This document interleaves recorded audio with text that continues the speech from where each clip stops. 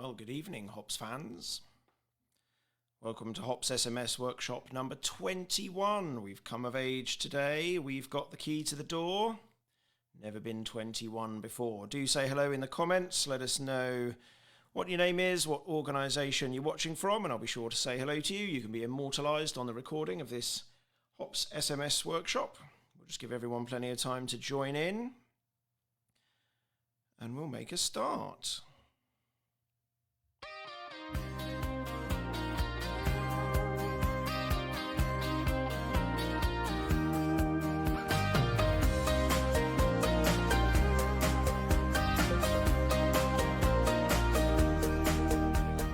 Yes, hello, welcome to HOPS SMS workshop number 21 on the overall document. It's a bit like Star Wars, we're 21 episodes in and now we're going to have episode 1, which you thought we might have had at the start.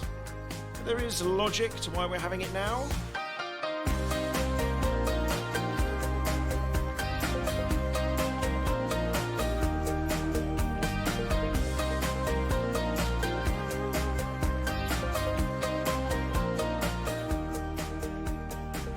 Coordinate quite a lot of the other SMS documents that we have been talking about over the last year. Let's say some hellos. Hello to Wayne Dixon watching from the Weardale Railway. Hello Neil Coles. Stuart Pay is watching. I wonder if that's Stuart Pay and Johnny Pay from the Spa Valley Railway. Leslie Lee is watching. Hello. Hello Paul Ash from the Moors Valley Railway. John Minnell. Tom Bailey from Etchells Wood, thank you very much. According to this, and I have never seen Facebook do this before, it's your 5-follower anniversary, Tom, so well done. Hello Ruth from the Weardale Railway, Adam Williams from the Dean Forest. Everyone's tuning in this evening, thank you very much, it's magnificent. Just make sure we give everyone plenty of time to join in, and then we'll make a start. It's 2 minutes past 7 now. Here in the United Kingdom of Great Britain and Northern Ireland, 5 a.m. in Queensland, Australia, 5:30 in South Australia, 6 a.m. in New South Wales, Victoria and Tasmania. The sun never sets on railways that are supported by HOPS, we're pleased to say. I wonder if we will have anyone from Australia watching us on this HOPS SMS workshop. Hello to James West from the Royal Deeside Railway Preservation Society. Hello, Carl Hellings, Paul Milnes from the Cholsey and Wallingford. Katie from Epping Ongar, thank you very much for joining in. Josh Armstrong from the Weardale Railway. Hello, right, thank you very much. Gosh, that's magnificent, the number of people that are tuned in. I'm sure you know how this works. We'll just go through a quick introduction and then we'll start on the main business of the evening. So let's see what we've got lined up in the HOPS SMS workshop this evening. There's our programme for 2021. As you can see, we're on the last one. We did actually have more workshops than that because we squeezed some extra ones in, but this will be the last HOPS Live workshop for 2021. As I have advertised elsewhere, we will continue the programme in 2022 because I know you've all enjoyed it so much.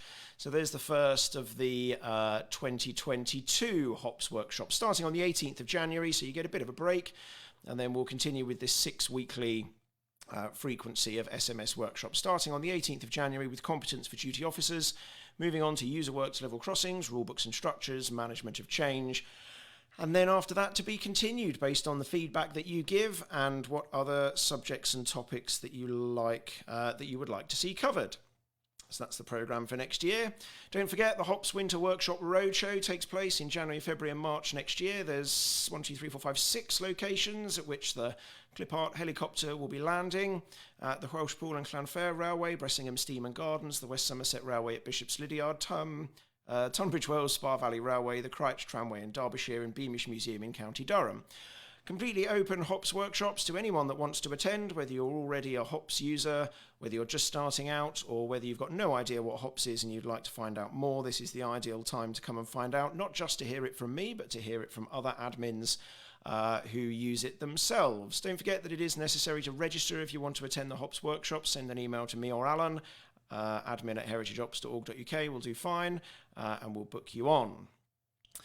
Top of the HOPS came out a couple of weeks ago, the house newsletter for HOPS. If you haven't received it, then you can ask your HOPS admin to allocate you the permission to receive updates, which I can't remember what number it is off the top of my head, I'm afraid. Somebody in the comments can let me know the receive updates permission, and then you'll receive it directly as well as other email updates on the progress of HOPS and significant updates.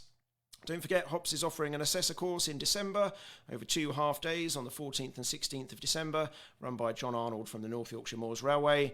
It is an official assessor course. It's a level 3, understanding the principles and practices of assessing. If you'd like more information about that, please email in and I will send it to you. Rules of the workshop. Sorry if you've heard these a million times before, but I'll go over them very quickly. Number 1 rule, please join in. Please do join in. Please make comments and questions, especially if you disagree with what's being said, and we've definitely had some disagreements in the HOPS SMS workshops, and that's good. That's a good thing, because one size does not necessarily always fit all. There will be different people with different views. All I'm telling you in the workshops is my view. I don't have any authority to say that it is the best or it's the one that you must do. It is just a view of what I consider to be the best practices that I've come across over working with many of you over the years. Do share with others. If you've got good experience of the subject matter being discussed, do put your experience and your comments in the comments so that other people can read them. And if you don't have that experience, then do learn from others. Use this as an opportunity to both send and receive some best practice. The videos will be on Facebook pretty permanently and on YouTube within a few days after the broadcast on Facebook now. Purpose of the HOPS SMS workshops is to construct a best practice set of SMS templates, which is exactly what we have been doing to save us all a bit of time, because otherwise we're all duplicating that thought process and that research and development and coming up with roughly the same answer every time. To save us all a bit of cost, because even if it is volunteers doing that work, volunteers are not free, and there is a cost to having volunteers coming up with SMS policies.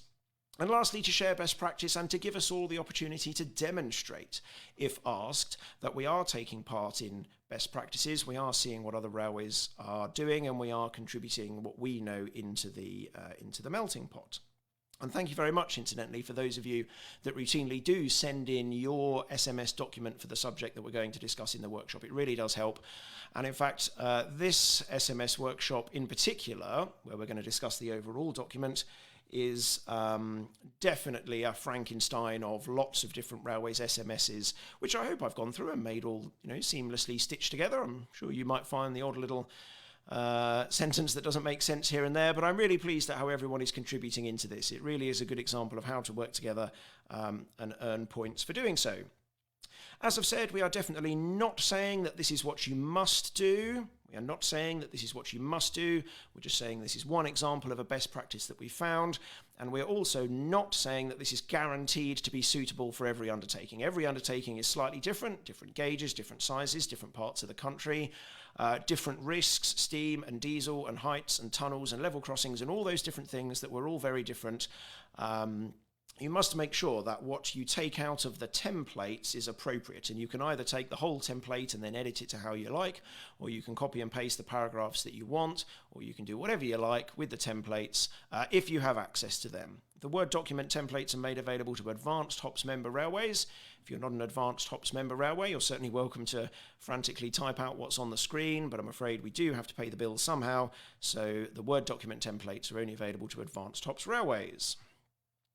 Right, let's get on with the business of the day then and start talking about SMSs, Safety Management System overall document. And one thing I would like to revisit here that we have talked about before is the difference between the Safety Management System with capital letters and the Safety Management System with small letters, or the Safety Management System as a title and the system for managing safety as a whole.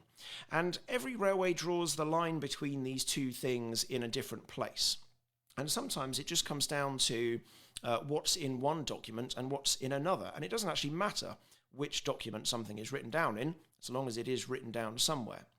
Some railways have one safety management system document that is hundreds and hundreds of pages long, and very few supporting documents.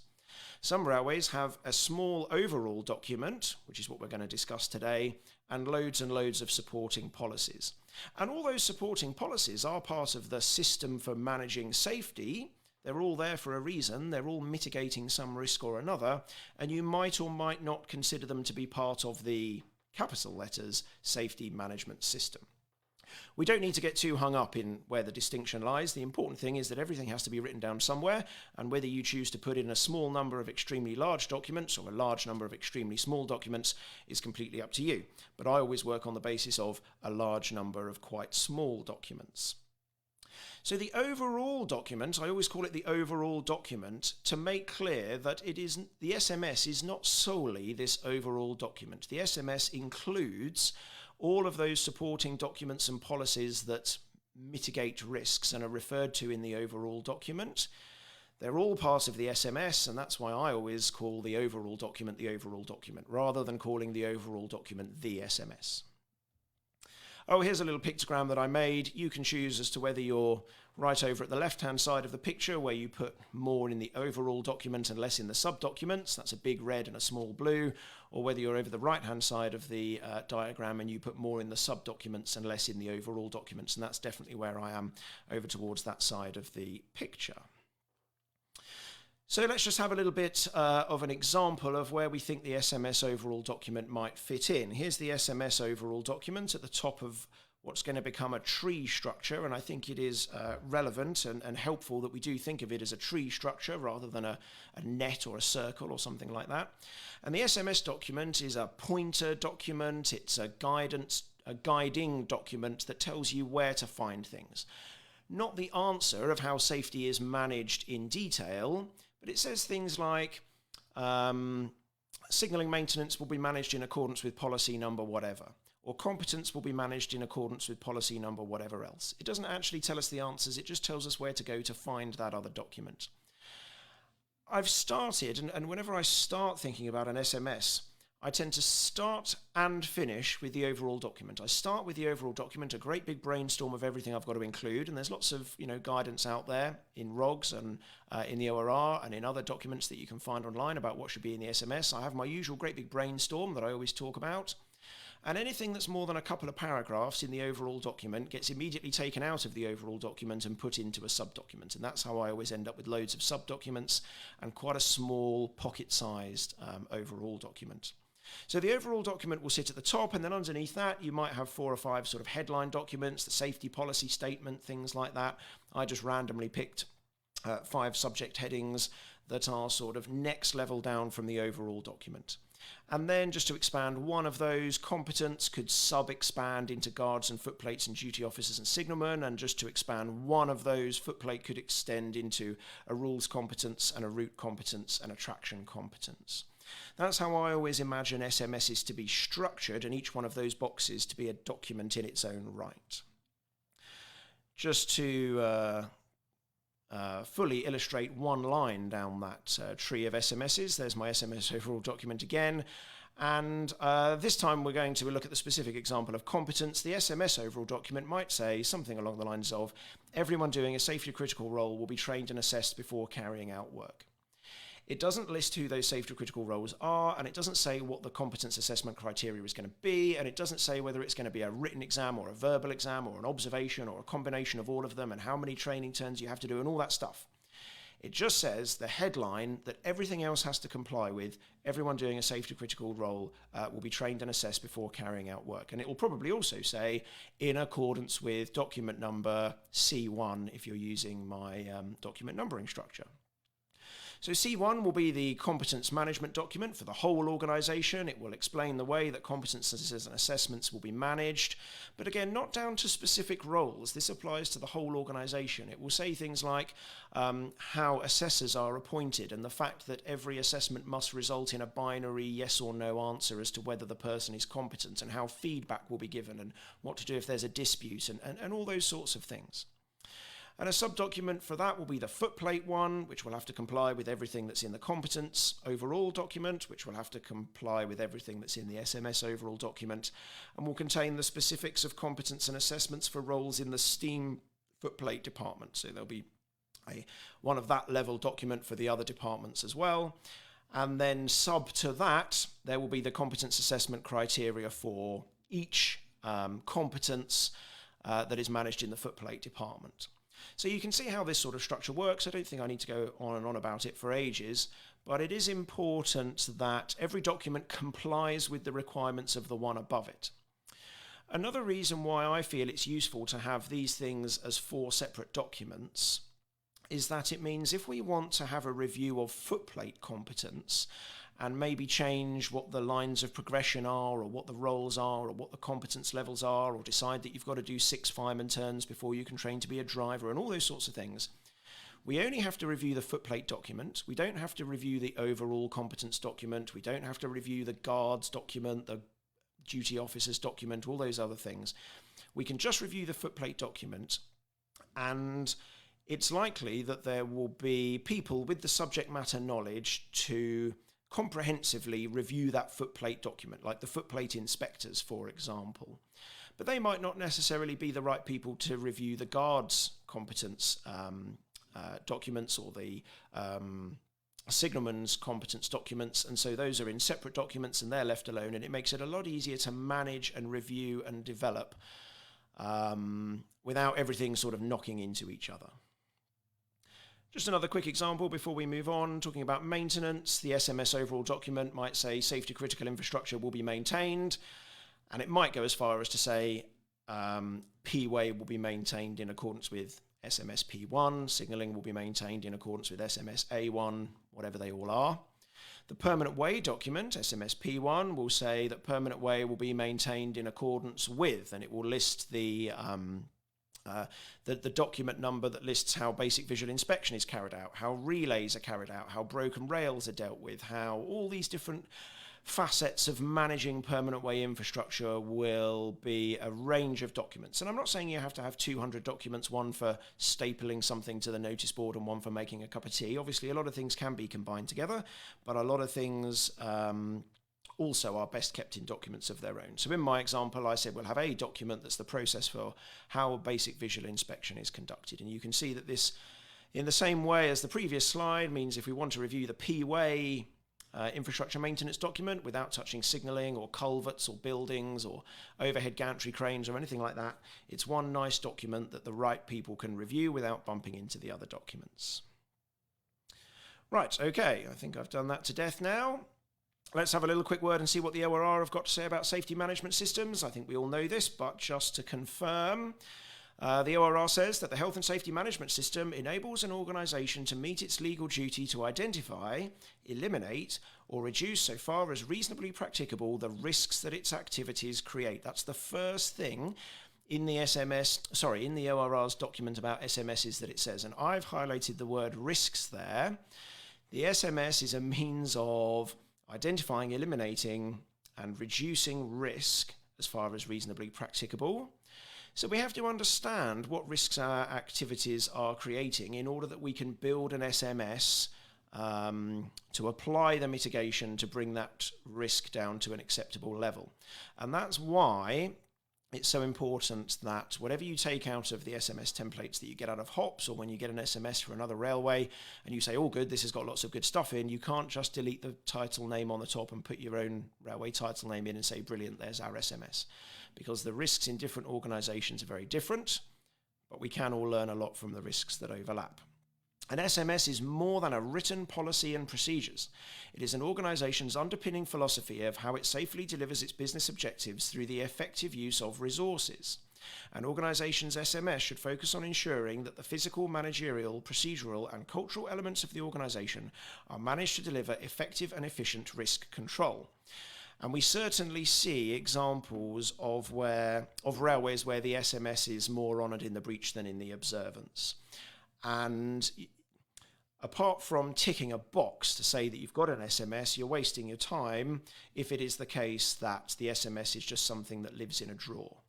And this also comes back to what I was saying about how you choose to divide up what you call the SMS. If you only call the overall document the SMS and everything else just sort of sloshes around and is uncontrolled and doesn't have numbers and doesn't fit into a structure, it's much less cohesive and it gains the SMS much less exposure amongst everybody that works on the railway. The SMS is not some scary document that everybody should be afraid of. The SMS is a document where if somebody's got a question, they should find the answer in the SMS. How many driving turns do I have to do before I can become an assessor?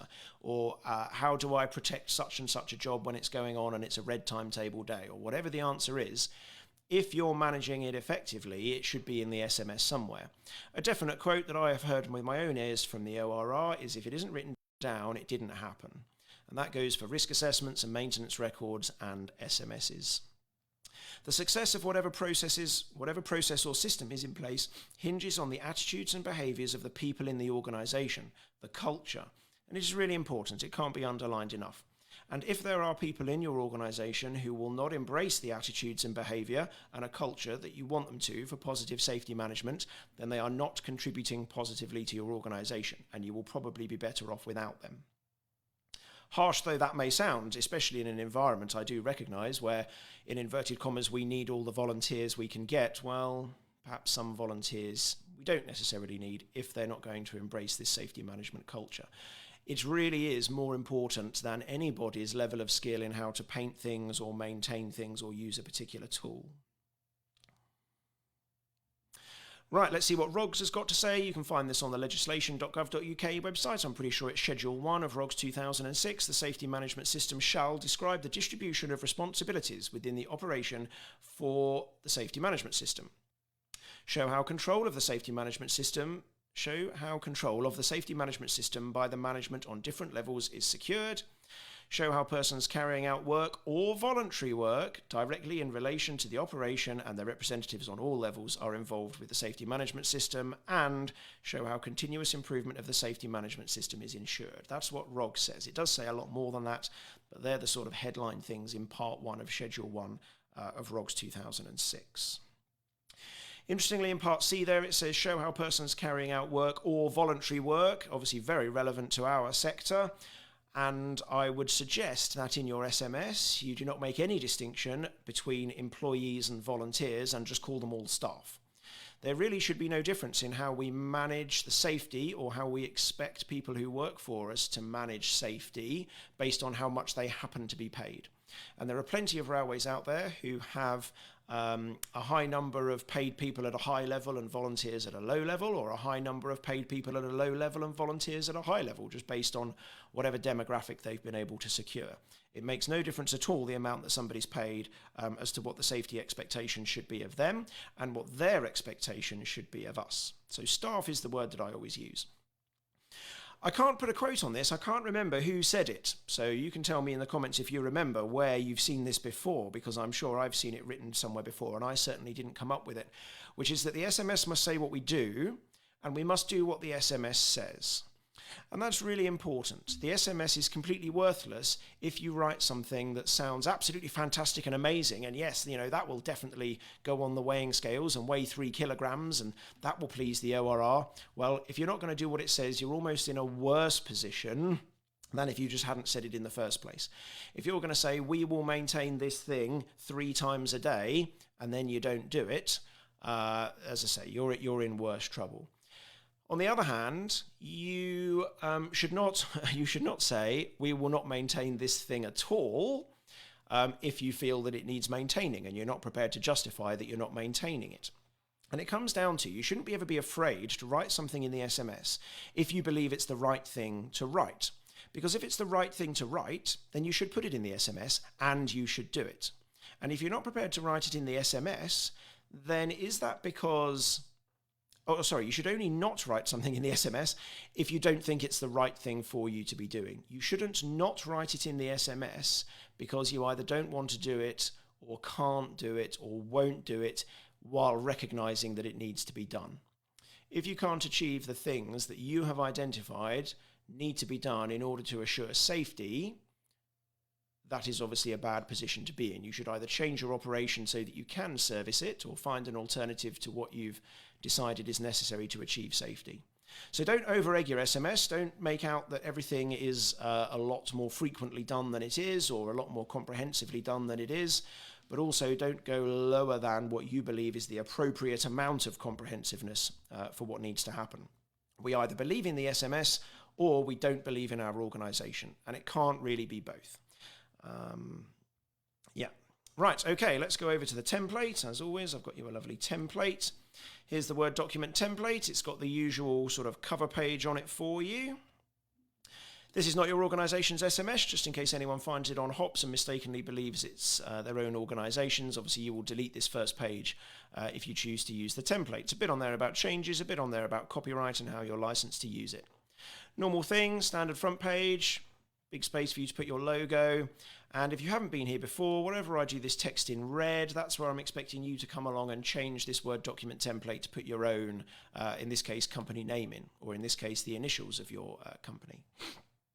Now, I must admit, I started off going through this template, putting the red in the way that I normally do, and I did find eventually that it would almost have ended up being all red, because everything in this is or needs to be customized for your local undertaking.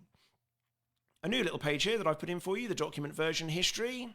Not a big fan of it myself, but everyone else seems to love it. So as per your feedback, I've put it in, and I'll do that for all future SMS templates that we create. Bit of a contents page here. And I gave these chapters letters. You might prefer to give them numbers. And the reason I say that is because I just went A, B, C, D, E, F, G, H, I, J, K, as you can see. And these letters don't necessarily directly relate to the letters used in the document numbering system, and that has perhaps caused a little bit of confusion. So I think in my best practice template, I might change it to be Chapter 1, Chapter 2 instead of Chapter A, Chapter B. But it makes very little difference to your compliance with ROGS and the Health and Safety at Work Act and all those other things that we're trying to comply with here, whether you have letters or numbers. I just thought I'd mention that. That's quite a good set of document headings drawn from various different sources and SMS templates that I've come across over the years. So here we go. Part A, a brief description of the railway. Part 1, the name and address of the duty holder under ROGS is, and you can write it in there. Great discussion to be had over whether the duty holder is a person or an organisation. I always believe it's the organisation and the managers of that organisation. Some people will insist that the duty holder is an individual, and I don't hold with that point of view, if I'm honest. Not least of all because when we work for an organisation, everything that we do as individuals is vicariously the responsibility of the organisation, provided we're not negligent in any case. Structure of companies. The railway is a medium-sized enterprise, which I thought was a pretty good term to describe everything from the smallest to the largest of heritage railways.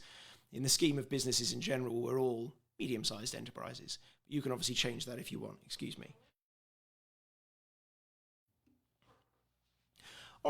Excuse me. Sorry, I'm coughing a bit. Operating a heritage railway and a tourist attraction, and as such is required to work within both railway and general health and safety legislation.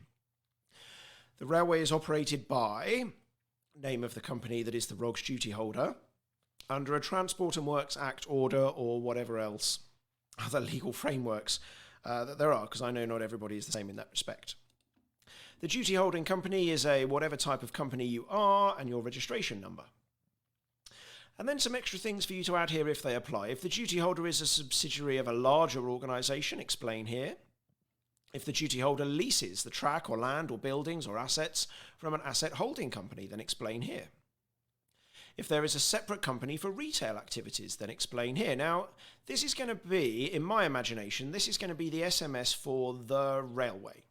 And if your railway has AB Railway Limited for the duty holder, AB Railway Holdings Limited for the assets, AB Railway Charity for the supporters organisation, AB Railway Retail and Catering for the retailing, most railways have more than one company, and I would suggest you make this the SMS for all of those companies, that group of company that runs the railway, and put the railway badge on it, rather than just limiting it to what you could argue we're required to do, which is make it the SMS of the duty holder, because I think it helps a lot where you've got many different companies all working on the same railway, that everybody has got one SMS to work to.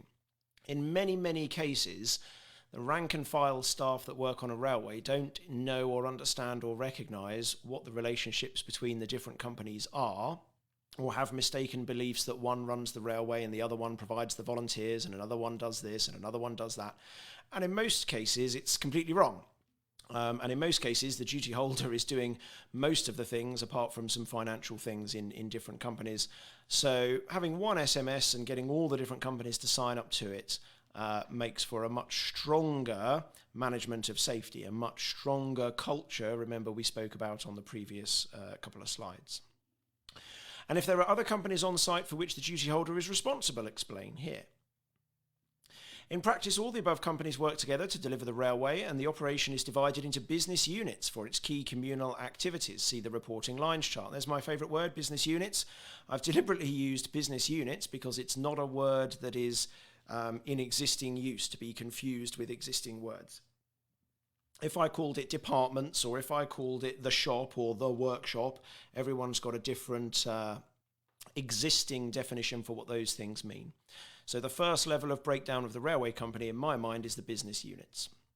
You can have as many business units as you like, and you can call them whatever you like.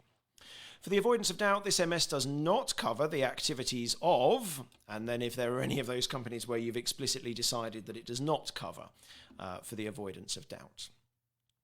The railway is a standard gauge, or whatever gauge you are, heritage railway, which runs from some location to some other location, an operating distance of some miles. There are key stations at some locations and lightly used halts at other locations. This is just overall view of the description of the railway, but it is important because some things will be dependent on this description of the railway remaining current. And there'll be some places in the SMS where we'll say we'll review this if the description of the railway changes. If we open a new station or a new passing loop or a new signal box or whatever it is, this is the description of the railway that the SMS is for. And if the description of the railway changes, we need to make sure the SMS is changed and updated with it. The principal base is at location blah-de-blah, where there are locomotive running sheds, workshops, storage sidings, museums grounds, and the administrative offices. Additional storage sidings and other facilities are at such and such a location. The railway is in the geographical and administrative county of some location. The majority of public trains are steam-hauled, although heritage diesels are also used periodically, and services run on approximately X days of the year. Signalling is controlled from X mechanical boxes, plus ground frames and level crossing boxes at some location. The line is approved for a maximum speed of 25 miles an hour or 40 kilometres an hour, and an axle load not exceeding however many tonnes. There are a total of X bridge structures on the line, consisting of some underbridges, some overbridges, some underline culverts as originally built, and some footbridges. There are none or some or many level crossings, mainly of the passive user work type, but with some exceptions, i.e. 1 open crossing and 2 manually worked gates and 2 user work crossings with telephones. Obviously, you will completely pull that paragraph apart in order to say the numbers of things that you've got on your own railway. I do recommend that if you've got none of something, it is still worth mentioning there are no footbridges or there are no level crossings or whatever it's going to be, just for the avoidance of doubt and the obtaining of clarity. Electric traction is not used and the railway does not carry dangerous goods, and I imagine that's the same for most of us. This is the point where I got to, where I decided that highlighting everything in red was probably not going to be appropriate, and I have continued to highlight some significant stuff in red, but much more so than the other SMS documents that we've talked about, where I think you pretty much can take the template, fill in the gaps, make sure that it's appropriate for your undertaking, and then put it into practice. This one is going to require much more thinking about, but hopefully the template will give you the right pointers in the right direction to know what to think about. Right, structure of business units and departments. The organisation is divided into, look at that, brilliant, 3 business units, and there's 4 of them. The organisation is divided into 4 business units. See the safety reporting lines chart. They're the 4 business units in my utopia of SMSs. Obviously, you will put in what the 4, or however many there are, sort of key levels of organisational responsibility there are in your railway. If it helps, if you think about it, if you've got a general manager and then they've got a team of 3 or 4 or 6 people underneath them with an area of responsibility each, they're the business units. You might find, if you're a really small organisation, that your business units are what another railway might have at the next level down, at the department level, and that's absolutely fine. This is your SMS. If you've only got 20 volunteers and you split them up into operational and commercial, it doesn't matter that there's only 10 volunteers in each business unit, that's fine, whereas the railway down the road has got 200 volunteers in each business unit, it's absolutely fine. This is how the organisation is broken down for the purpose of management, not for the purpose of making constituencies with similar numbers of people in each one. Each business unit encompasses a number of departments, and all activity takes place under the management of a department. That's one of my favourite mantras of Heritage Railway Management. All activity takes place under the management of a department. Every department has a department manager. Every department manager is part of a business unit, and the business units report into the general manager or managing director or whoever it is that you have at the top. And try and have one person at the top if you can. And the reason I say all activity takes place under the management of a department is because if there's somebody out there who just turns up on a Thursday and paints things and isn't really part of a department, then who is their line manager? Who is responsible for their safety? Who is responsible for their training and competence and continuous personal development and pastoral care and all of those things? It would be very difficult for us to justify those were being managed. That's not to say don't have any people that just turn up on a Thursday and do painting. It's just to say either put them in a department or make a department for them, because we owe them that duty of care to manage them. Even if it's a department that isn't the sort of department that you'd think it would be, like you put them in the guards department or something, that's absolutely fine, as long as the guards department manager is equipped to manage them and manage their safety and take care of them.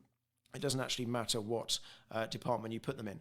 Some railways have a sundry department or an auxiliary department or a sort of everyone else department that they put those people in who don't really fit in but still provide valuable volunteering service, and they put them in that department and just nominate somebody to be those people's line manager. Okay. Part 5, the SMS. This document is designed to meet the requirements of the Railways and Other Guided Transport ROGS Regulations 2006. It also forms the basis of the company's observation of the Health and Safety at Work Act 1974. The safety management system follows best practices from other equivalent heritage railways and HOPS templates, adapted to the character and extent of the railway operation described above. The term staff in the SMS includes both paid employees and unpaid volunteers. The railway has a small nucleus of employed staff and a large number of volunteers. Obviously change that sentence so that it tells the truth for your organisation. And from here on in, hopefully, I've just used the word staff. I haven't used the word employees and I haven't used the word volunteers because, as we said a second ago, it doesn't actually matter as far as safety management is concerned. There are some employment-related things where, of course, it does matter, and employment rights and things like that. But in terms of safety management, I don't believe that it should be different. Katie Pickerskill from the Epping-Ongar Railway has just asked a very good question, which says, since business units are called disciplines in HOPS, is there an intention to align the two, or would they not necessarily align? Well, that's a very good question. I have thought about it before. I think it's just probably, if I'm honest, that I haven't got round to it. I think that there will be cases where they don't align, but I think we should strive to an arrangement where they do. I know in many cases, and I've even recommended this myself before, is making a fake department in HOPS, making a department in HOPS that doesn't really exist in real life in order to achieve something, in order to gain a roster or to gain a load of people on a telephone list or to manage the competence to be a Christmas elf or something like that. I think we should be moving towards a place where there is a real department for those things, even if it's still managed by the same person who manages one of the other departments, or whether it just reports directly to the manager of the business unit or whatever it's going to be. I can see that in the fullness of time, what's called disciplines in HOPS will become called business units. But we will go there slowly. Right, here we are, Part B, Safety Policy, and this is the first example, I think, of this going on. Remember I said this was a pointer document. This isn't going to tell us the answer, because we don't want to have to change the overall document every time we want to change something on the railway, every time we want to change a word in a competence system or review the safety policy statement or something like that. So we state that a safety policy statement exists, or whatever it is that exists, and we refer to it here. And then even if obviously, this should be in red. Even if your SMS2 safety policy statement changes, the SMS overall document doesn't need to change because it still points to SMS2. So the Railway Safety Policy Statement describes the overall company's approach to health and safety. And that will be a one-pager that's pinned up on all the signing on boards, all the health and safety notice boards, that says things like we will always engage with our staff on safety, and we will expect our staff to follow the safety processes and systems that we have in place. We will always strive to improve. We will always strive to minimize risk and injury, all of those sorts of things. But again, not actually saying any detail about how those things are going to be done. It's the policy statement. It's what all the other documents that support it are supposed to be contributing towards achieving. Maybe one day we'll have a very brief SMS workshop on what a safety policy statement could contain. Maybe one day we might all be working to the same safety policy statement. That would be amazing. The policy and direction set out by the board of whatever the company is for all the companies in the group follows the principles that health and safety is the responsibility of every individual. The health and safety policy sets a clear direction for the organisation to follow. The policy, displayed on notice boards and at booking on points, contributes to all aspects of business performance and as part of a demonstrable commitment from the top of the organisation. Reporting lines and responsibilities for establishing and monitoring processes is as shown in the chart below. And in fact, it's quite some distance below, but we will get there. Right, safety policy, health and safety committee. I recommend that you have one of these, where all of the health and safety reps from all of the departments, which, yes, you will have a health and safety rep in the department, which by default, if nobody else is specifically appointed, will be the department manager, comes together once every 3 months and forms this health and safety committee, or whatever you want to call it, that amounts to the same thing, to make sure that there is always the opportunity for that health and safety discussion to flow both upwards and downwards. So the company has a health and safety committee whose remit is defined in sub-document. It consists of a chairman, representatives of the railway management, other department managers and volunteers, I've used the word volunteers, and staff representing other grades plus representatives of affiliated support groups. So it should have a broad spectrum of representatives from across the company. The safety manager post is an ex officio member of the committee and has the right of direct access to the board. Other people are co-opted to HASCOM as the need arises. All of the members of HASCOM are actively involved in the operation of the railway and therefore able to raise H&S concerns that may arise from other members of staff. Yes, there's no point in having a health and safety committee formed of 6 people who are absolute health and safety experts but aren't involved in the railway and don't come to the railway and don't see what goes on in practice. See what I mean here about, I've written 3 paragraphs about the Health and Safety Committee that define the overall sort of policy for what the Health and Safety Committee is going to be, and everything else is going to be in whatever your company is, /SMS/H1. And that could change more frequently than the SMS overall document changes. Matters involving the statutory safety regulator, the ORR, and the Rail Accident Investigation Branch are dealt with by the manager of the relevant business unit or nominated deputy in the first instance. The general manager is responsible for the delivery of safety policy and improvement and reports to each board meeting on health, safety and risk issues. I recommend that in your board meeting standard agenda that you always have, there is an everlasting entry on the agenda for health, safety and risk issues, and you require the general manager to say something interesting in that part of the meeting. There is always something to say on health, safety and risk issues. I do not believe any report that says no, there's nothing to report when it comes to health, safety and risk issues on a heritage railway. A responsibility exists for all staff to engage with the company's safety management and improvement processes to take care of their own health and safety and that of others, and to actively report issues, near misses or concerns. Actively report. It is the responsibility to actively report stuff. And we'll talk about that now. Near misses reporting and concern raising and escalation. The railway maintains a system of near miss reporting tickets which are dealt with in accordance with the policy for near miss reporting, and a concern raising and escalation policy, SMS/Z/9A.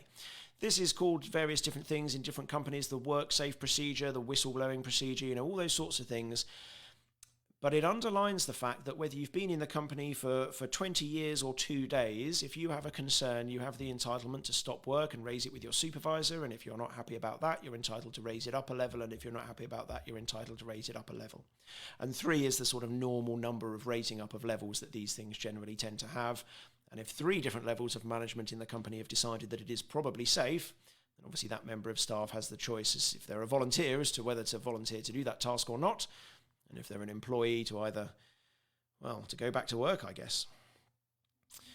All staff have access to the company's system for reporting safety hazards, concerns and near misses via the good old spot report system in HOPS, which hopefully you'll all eventually come to use. But if you have another system, then obviously you'll delete that and put in what the title of the system is.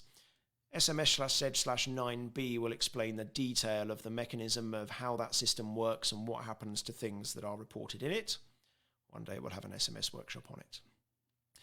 The Railways Drugs and Alcohol Policy is defined in yet another sub-document. See, this is very easy. It's just like something that we've identified. Yep, we'll have a sub-document for it. Protection of children and vulnerable persons. The Railways Policy for the protection of children and vulnerable persons is defined in SMS Z2, and the policy for lost and found children is in SMS Z11, Z being the letter for everything else. The Railways Policy for Lone Working, which we have already had a SMS workshop on, is in SMS/Z/1. Thank you very much indeed to the organisations that are busy testing out the lone working components of Time Register. And of course, when that's fully adopted, you will need to amend your SMS/Z1 or whatever number you've given it in order to discuss and communicate this new method of safely managing the risk arising from working alone. The Railways Policy regarding personal track safety and higher visibility clothing, which I'm pretty sure, we've had a workshop on that, SMS/T/1, T for track. So I tried to keep this to as minimum as possible and just point to the document that it applies in. Right, the organisations. We've talked a little bit about this, but this is going to go into a bit more detail now. There are 4 principal levels of management in the delivery of the company's business. 1, 2, 3, 4. Number 1, the board of directors. Number 2, the general manager. Number 3, the business units with managers of business units. And number 4, the department heads. And this makes a bit of a sort of an hourglass-shaped company structure, but it is what most heritage railways end up on by nature of it being primarily volunteer. In my view, and I'm sure there will be people who disagree, we'll have one general manager, or pick a job title, but we'll have one person controlling the show at level number 2. And he will have, or she will have, a load of business units underneath them, and each business unit manager will have a load of departments underneath them. And the directors above the general manager are long-term strategic thinkers. I don't really tend to like it when the board has a commercial director and an engineering director and an operations director and a retail director and a tea and coffee director and a director for this, that and the other, because it makes this person's job extremely difficult when the delivery of the railway, which is vast in most cases, is being split up and controlled by half a dozen people at the board level, sort of cutting out the general manager person in the middle. And no matter how good or cohesive board that you've got, it will always be very difficult for 6 people to control one railway or 10 people to control one railway. It's always easier for one person to control one railway, with people above them delivering the long-term strategy, the long-term direction, the long-term finance, and have a general manager that delivers the organisation on a day-to-day, month-to-month, year-to-year basis, supported by all the people in the business units and the departments. On railways that I've seen and worked on and been to for HOPS meetings and things, I always find it very difficult to hammer out who's responsible for what in terms of responsibility lines, where the directors have direct portfolios for the output of the business on a day-to-day basis. You may work on a railway where that works perfectly, and if you do, then that's absolutely fine. As with all this stuff, I'm not saying this is what you have to do, I'm just saying that's my experience. And just to reiterate, as if I hadn't said it enough, all activity takes place under the management of a department. The railway is governed by a board of directors, the company board, which is the top level of the organisation's management. The board appoint the general manager and provide overall governance, guidance and support to the general manager in the discharge of their responsibilities, including those relating to safety. And of course it flows down. The general manager will appoint the managers of the business units. The managers of the business units will appoint their heads of departments. And of course the responsibility flows back up again. Right, so here's the business units. The operation of the company under the direction of the board of directors is divided into, 3. Sorry, you can tell that I got this from several different organisations. 3 or 4 different business units, each of which has a manager of the business unit. So just to be clear, there'll be, for example, an operations business unit, and the operations business unit will have a manager of the business unit, and here you will define who that person is. It's the operations manager in this fictitious example. the fact that we have business units and managers of the business unit does not mean that somebody's job title has to be manager of the business unit. Their job title can still be commercial manager, and the SMS here defines that the commercial manager is the manager of the business unit for the commercial business unit. It's exactly the same as, for example, on the mainline railway rulebook, it refers to guard in connection with duties on trains. But lots of different train operating companies call their equivalent role different things, conductor or train manager or all those different things. And somewhere it'll say, you're the train manager, here's your job description, you are responsible for carrying out the duties shown as guard in the rulebook. And it'll be exactly the same here. The operations manager will be responsible for timetables and galas and visiting engines and assessing people and all those different things. P.S. Last bullet point, this role is defined as the manager of the business unit for the operations business unit. Another good example that I was given was to do with naming of signals. If you're into signalling, as I am, there'll be a home signal and a starting signal. There'll be a home signal and a section signal. Sometimes the section signal is the home signal. Sometimes the section signal is the starting signal. Sometimes the section signal is the advanced starting signal. They all have their own names, but one of them is the section signal because it admits entry to the section. One of them is the home signal because it's the one that admits entry to the station limits. Still a section signal, even though it's the intermediate, advanced, starting, or whatever it is. And we have to have a little fallback here, just in case any of these positions aren't filled, which is sometimes the case on railways, as we know. The position shall ideally always be filled, and if not, the responsibility automatically passes to the general manager. So it's in the general manager's interest to get a new person in place, even if they're a temporary person, to assume the responsibilities of the commercial manager, let's say, because if there's no commercial manager and nobody temporarily appointed to be the manager of the business unit, it automatically becomes the responsibility of the general manager. This is really important. I can't remember where it was, but I'm sure somebody can tell me in the comments, where there was a plane crash because both of the pilots believed the other person was flying the plane when they were looking into whatever the problem was. And neither of them were actually flying it because they didn't communicate properly, and the plane crashed. We don't want to have that in the case of a railway, so we've got a little fallback here that states what automatically happens if a manager of the business unit job is vacant. Departments. Each business unit is divided into departments. Each department has a head of department appointed by the manager of the business unit.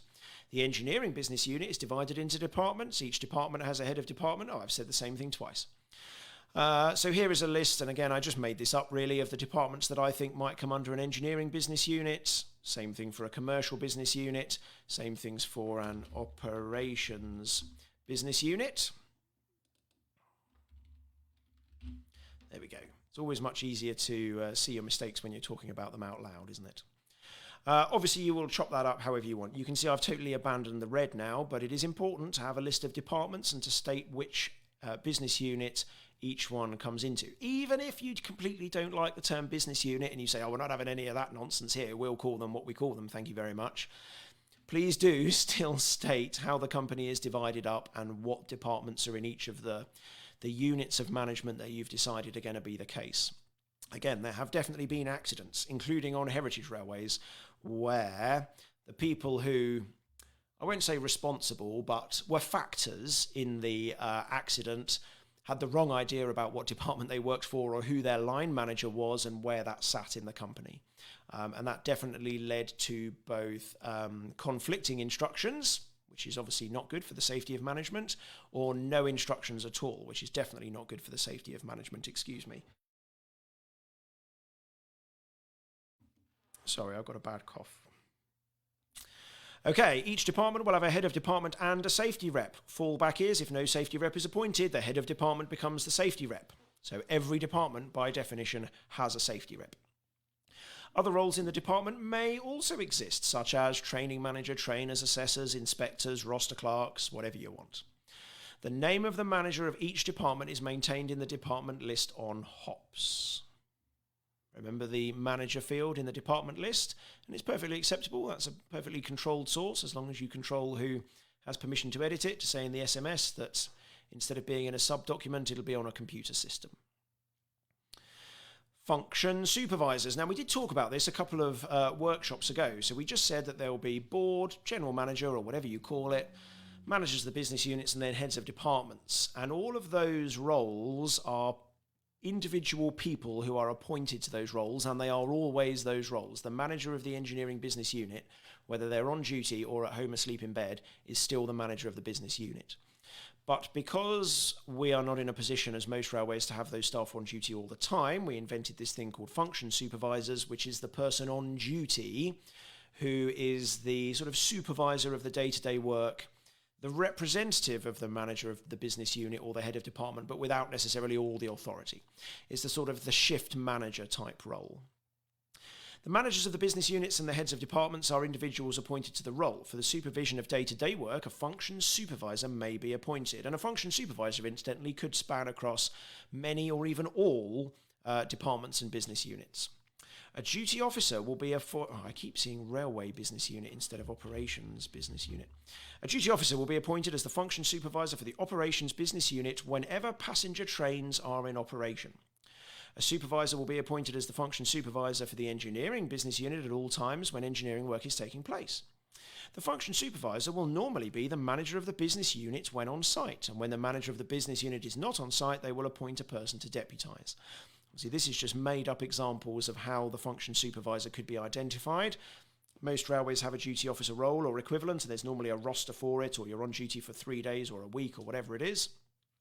Whereas engineering is quite often I won't say 9 to 5, because that's definitely not true, but it's slightly more geographically constrained, perhaps, to a workshop or a loco shed or whatever. And if the manager of the business unit is there nearly all the time, it's quite acceptable to say, well, whenever the manager of the business unit's there, they will be the function supervisor. When they're not, somebody they trust will be appointed to deputise. Another example, a commercial business unit perhaps does not attract as significant safety risk as the other business units, and a supervisor may be appointed in this business unit, or the duty officer may supervise this as well. So you can pull that apart however it already works for your railway, as long as you're prepared to stand by writing down what you're currently doing. If you're not prepared to do that, remember what we said at the start, then you should change what you're doing if you're not prepared to write it down. Part 6, safety critical roles. In many departments, there are a number of safety critical roles. These roles are identified from the ROGS regulations and also that helpful ORR document that I linked you to a few workshops ago. I'll find it again. It's very good at listing heritage railway roles that are safety critical. You can find it on Google. If you type in ORR safety critical roles on heritage railways, you'll find it. And roles identified by the company as having safety critical importance. In addition, some roles carry high levels of safety and hygiene importance outside of ROGS.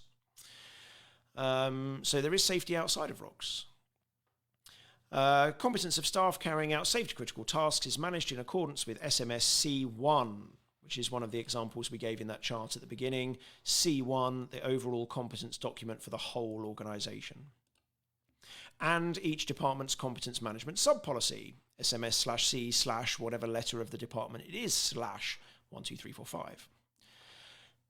Part 7, job descriptions for the following roles are contained in the document shown. I think in my next review of this template, I'm going to take this list out and I'm going to have a sub-document called SMSJ1, which is going to list all of the roles that have job descriptions, because this is definitely something that could change relatively frequently, and we don't want to have to reissue the SMS overall document every time it does. Here is where we will put, or you will put, the family tree that shows in graphical form the relationship between the board at the top with a little arrow pointing down to the general manager, with 5 arrows pointing to the 5 managers of the business units, and then all the departments that are in each business unit underneath each business unit. That's the place to show that graphically, to make sure that there can be no possible misunderstanding over who somebody's line manager is, who they work for, where their safety reporting line is. Right, part D. Risk assessments. And although the subject of risk assessments will be massive, this is only the overall document, so it's only 3 paragraphs here because, of course, it links to SMSK1, the risk management policy. The company's risk assessment policy, SMSK1, details the processes for ensuring that risk assessments are conducted, reviewed, and updated. The same procedure describes the criteria that are used in the assessment of risk. Risk assessments are reviewed to determine how effective control and mitigation measures have been in practice and determine whether the risk continues to be as low as reasonably practicable, or whether additional control measures need to be put in place to further reduce the level of risk. They cover all activities relating to the railway operation, public and staff safety on the trains, public areas, catering and retail areas, and workshop areas, in addition to the risks relating to or caused by third parties, e.g. neighbouring landowners, trespassers, and the general public outside the railway boundary. So my policy, which I've said many times so far today, is keep it as short as we can reasonably get away with in the overall document, link to a sub-document, and then absolutely put as much detail as you want to in the sub-document, just to stop the overall document getting too unwieldy. Part E, competence management. The competences required to undertake all roles are outlined in the Competence Management System, SMS C1, agreed by the heads of department and the manager of the business unit, who also monitor the performance of all staff. All new staff are allocated tasks all new staff, emphasis in the wrong place, all new staff are allocated tasks requiring any basic competence and responsibility until their capability is proven. The manager of the business unit is responsible for ensuring that only appropriately qualified staff undertake the various operational duties. Now, even though the manager of the business unit will almost certainly delegate the responsibility of selecting, training, assessing, all those things to the individual staff in the individual departments, the manager of the business unit is responsible for cracking the whip to making sure that it's done correctly in their business unit. Now, why did we stop at manager of the business unit there? Why didn't we say head of department, or why didn't we say general manager, or why didn't we say board? Because actually, if there is a significant incident, after speaking to the manager of the business unit, the police will want to speak to the general manager, and then they'll want to speak to the board. Well, the reason, in my mind, is that the manager of the business unit needs to be appointed as somebody who has the technical skills as well as the management skills to properly manage the technical activities that go on in their department, the risk arising from them, and to have the experience and knowledge to make technical judgments. They will certainly coach the heads of department to do so, and the heads of department, all those things that I just said still apply to the head of department within their sort of department silo. But if we relied just on the heads of departments, we would get a big disparity in the perception of risk, because something that's very, very risky in one department is actually not very risky compared to the risks in another department. So to keep that sort of level playing field of how risk is perceived, we stopped it at the manager of the business unit. We made it go up as high as the manager of the business unit. We didn't go up any higher because it's probably unreasonable to expect one general manager to have technical knowledge to the point of making technical judgments on every single aspect of technical and operational stuff that goes on across the entire railway. That's probably not a reasonable thing. To expect somebody to be an expert in signalling and guarding and dispatch and driving every single type of loco and working in the shop and the cafe and the permanent way and the S&T and the garden and the miniature railway. Probably not so reasonable. If it had been, we would have gone up even higher. The general manager needs to manage the managers of the business unit to make sure that this takes place. The managers of the business unit needs to be the ones doing the assurance on the competence evidence that the assessors and heads of departments are uploading to HOPS as evidence of their competence decision making. Each department that manages the competence of safety critical staff maintains a competence management system policy as detailed in C1. So, for example, in the S&T, for which I think the letter's A, there will be a SMS/C/A and maybe /1, 2, 3, 4, 5, 6, 7. And again, that is the example of the tree structure that I gave right at the beginning.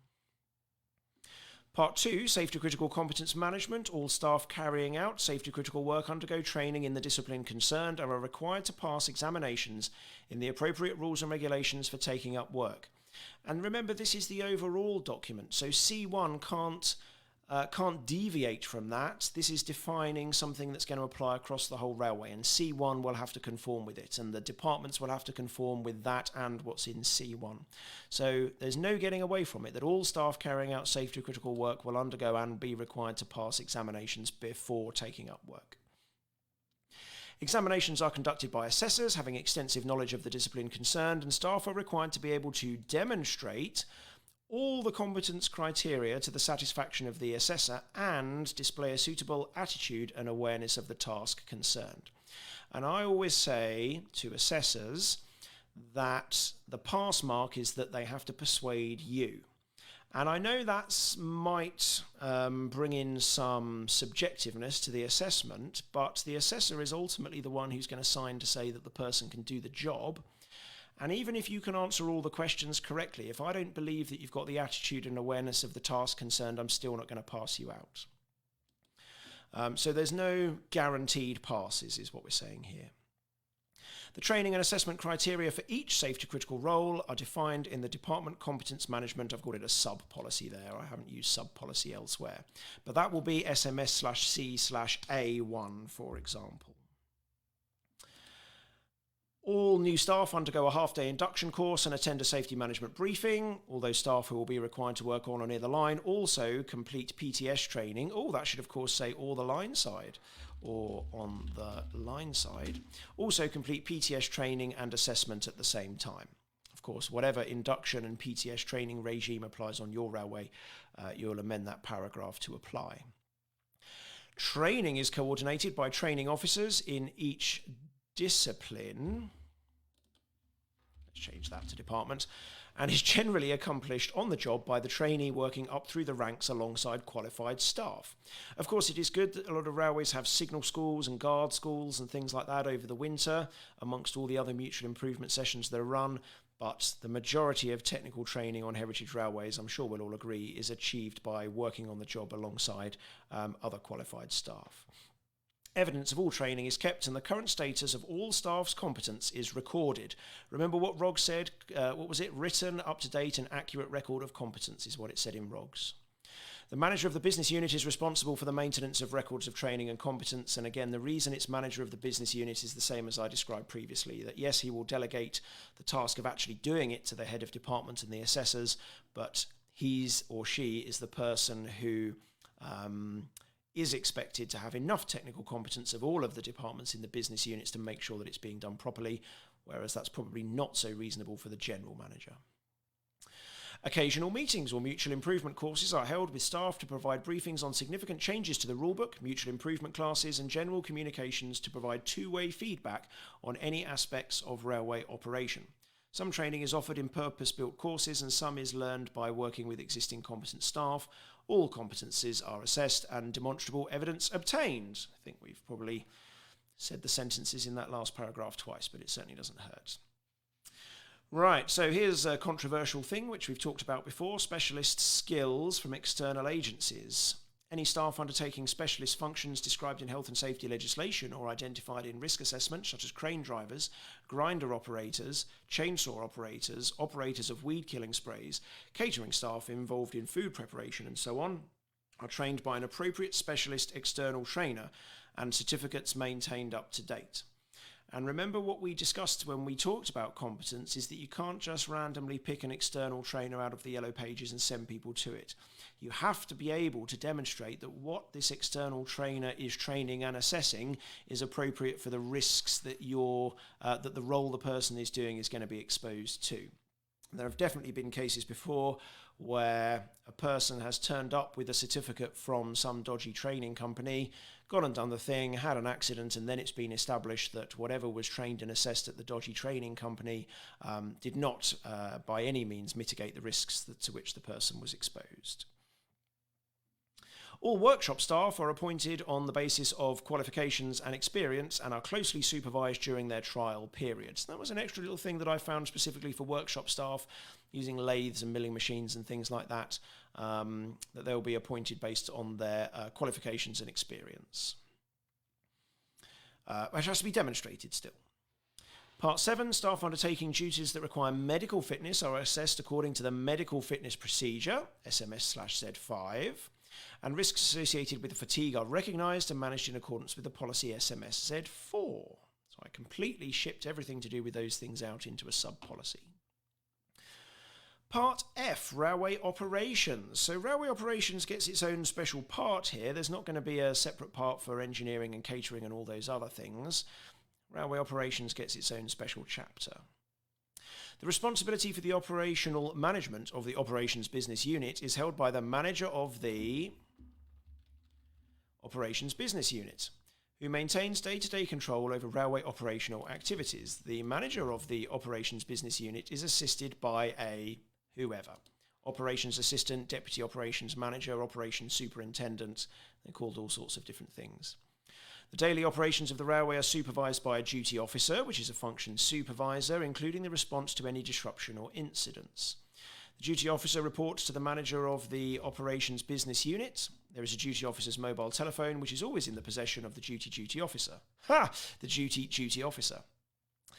This enables staff to know the telephone number to call to reach the duty officer without necessarily knowing who the duty officer is before the call. The duty officer maintains a daily log in HOPS. Procedures for observation by DOs are contained in the operations manual, procedure SMS/M, M for manual, M for management, /2 for the operations manual, and then / whatever number of the operations manual procedure it's going to be in. On special event days, a duty event supervisor may also be appointed who is responsible for the off-railway events, such as entertainment, bars, music, etc. Please don't underestimate the safety impact of off-railway events, such as events, bars and music, etc. You can imagine it would be very easy for a duty officer to feel that they're only responsible for the railway element of what's going on and perhaps not have the skills or experience to deal with things relating to entertainments, bars and music. So a duty event supervisor is definitely a good idea on days where there are significant events going on, in order to make sure that the event has a good management structure, the same as we've been talking about in operations. The duty event supervisor reports to the duty officer and does not carry any responsibilities concerning the operational railway. Special briefing documents may be issued to staff on special event days containing timetables, etc. Rulebook. The rulebook governs the operation of the railway. The rulebook is SMS/R/2 because, of course, it's part of the SMS. Rulebooks are issued to those staff whose roles require them and must be signed for by the recipient. It is periodically reviewed, and if amendments are required, they are issued using the same control system. The rulebook is supported by a general appendix, SMS/R/3, and local instructions exist to modify rules in appropriate local circumstances, SMS/R/4. Further instructions document also exist at a lower level, such as the signalling general instructions, SMS/R/5, the regulations for train signalling in the electric token block system, SMS/R/11, and the signal box instructions, SMS/R/6789 in this particular case, but obviously if you've got 3 signal boxes, you'll only need 3 numbers. A weekly operating notice, or a fortnightly notice, or whatever it is you have, SMS/R/W and then the week and the year. It's still part of the SMS. You're still relying on it for the delivery of safety, so the 1 is part of the SMS. Everything's part of the SMS. It contains details of each week's planned operations, changes to operations publications, temporary speed restrictions and special safety notices. Items published in the 1 that are changes to other publications remain in the 1 each week until taken over by the PON. The PON is published every 3 months, or however frequently you want to issue it, and it contains amendments to operating publications that have previously been published in 1s. These items remain in the PON every 3 months until the publication in which they belong is reissued. So if you're not familiar with this Rulebook 1 PON structure, if you want to put out a notice to say do this, do that, or do the other, you put it in the 1 until either it no longer applies or a PON is issued, and then you take it out of the 1 and you put it in the PON, and you keep it in the PON forevermore until it either no longer applies or the publication in which it permanently lives is reissued, and then you put it in there and take it out the PON. So at the beginning of every 3-month period, the 1 starts off really thin and it gets thicker and thicker and thicker and thicker and thicker until 3 months later everything gets taken out of it and put in a new PON, and the 1 starts off really thin again for another 3 months. And the PON every 3 months gets a bit thicker and a bit thicker and a bit thicker. And once every year, or let's be honest, 3 or 4 or 5 years, the PON gets emptied and everything gets put into the rulebook. So the crucial thing is that no matter when a member of staff joins the organisation and no matter what day they're working, if they've got a rulebook, a 1 and a PON, they have everything up to date. Don't go down the road of updating the rulebook, template, Word document, whatever it is, every time you want to change something, and then giving new people that come in the new rulebook, because then everybody's got a different version of the rulebook. Nobody knows whether what's in the one applies to them or not, and it turns into a complete disaster. Give new people a rulebook that you know has rules in it that you've amended, no matter how counterintuitive that may seem, and then give them a one and a pon, and tell them to go away and get the pair of scissors and the glue stick out and amend their rulebook based on what's in the one and the pon. And that's a really good way of making people learn and understand the relationship between the rulebook and the one and the pon. And I'm always really surprised at how many people on railways that have that structure don't actually understand that relationship. And obviously it's very, very important to understand what overrides what. I know some railways don't have a one and a pon at all, or a fortnightly and a whatever, however often you have it. They don't have that structure. They just issue notices and then cancel them. And I'm never very keen that that's a very sort of controlled way of doing something, especially where you find conflicts, which we all know definitely exist between these publications, to know what overrides what overrides what. If you don't fancy the task of having to issue a one every single week, just make it a fortnightly or even make it a monthly. But I would say have a publication that is always in effect, or the current version is always in effect, and do issue it at the frequency that you decide. That's a strong way to manage this structure of rulebooks. In the PON 1 and rulebook, new items since the last issue are identified with a thick black line in the margin. Ones and PONs are posted on HOPS at signing on points and signal boxes, and paper copies are also available on demand from the traffic office, or whatever you call your office where your operations staff live. Late notices are posted where urgent operating advice is required to be given that cannot wait until the publication of the next one, i.e. emergency speed restrictions. These are posted on the relevant signing on points. Now somewhere, and I can't exactly remember where, and I should have really noted what document it's in here, is the policy for urgent operating advice such as emergency speed restrictions. And it goes something like, you'll pin it up on the notice boards, you'll tell the signalman will tell all the drivers who are currently on duty. The drivers will be responsible for handing it over if they hand over to somebody else during the rest of the day, because you've only got to make it to the end of the day on a heritage railway, and then everybody else who comes on duty tomorrow will see it in the late notice case at the signing on point. Part 4, timetables. The working timetables are published in the PON or a separate working timetable document, depending on how many different working timetables you've got. Alterations to the timetable are published in the one or by late notice, or for very short-term changes, verbal advice from the duty officer. I know that isn't how it works on the main line, but that does seem to be a process that works quite well on heritage railways, having timetables in the one and PON that works quite well. Signalling, there are a number of signal boxes. The method of block working is electric token block, in most cases, or whatever it is if it isn't, train staff or train staff and ticket. All 3 signal boxes are equipped with mechanical lever frames and conventional instruments and block working equipment, and all operational signalling activities are covered by the rulebook, SMS R2, and associated other documents. Stations, the railway has some stations at some locations, plus some small halts at some other locations.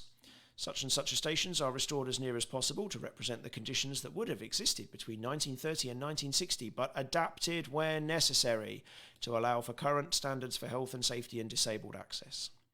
Just to acknowledge the balance between what we're trying to preserve and what we are mandated to provide, adaptations where necessary. Station buildings are risk assessed in line with the company's policy, SMS K1, and station operations are detailed in the rulebook, including dispatch arrangements.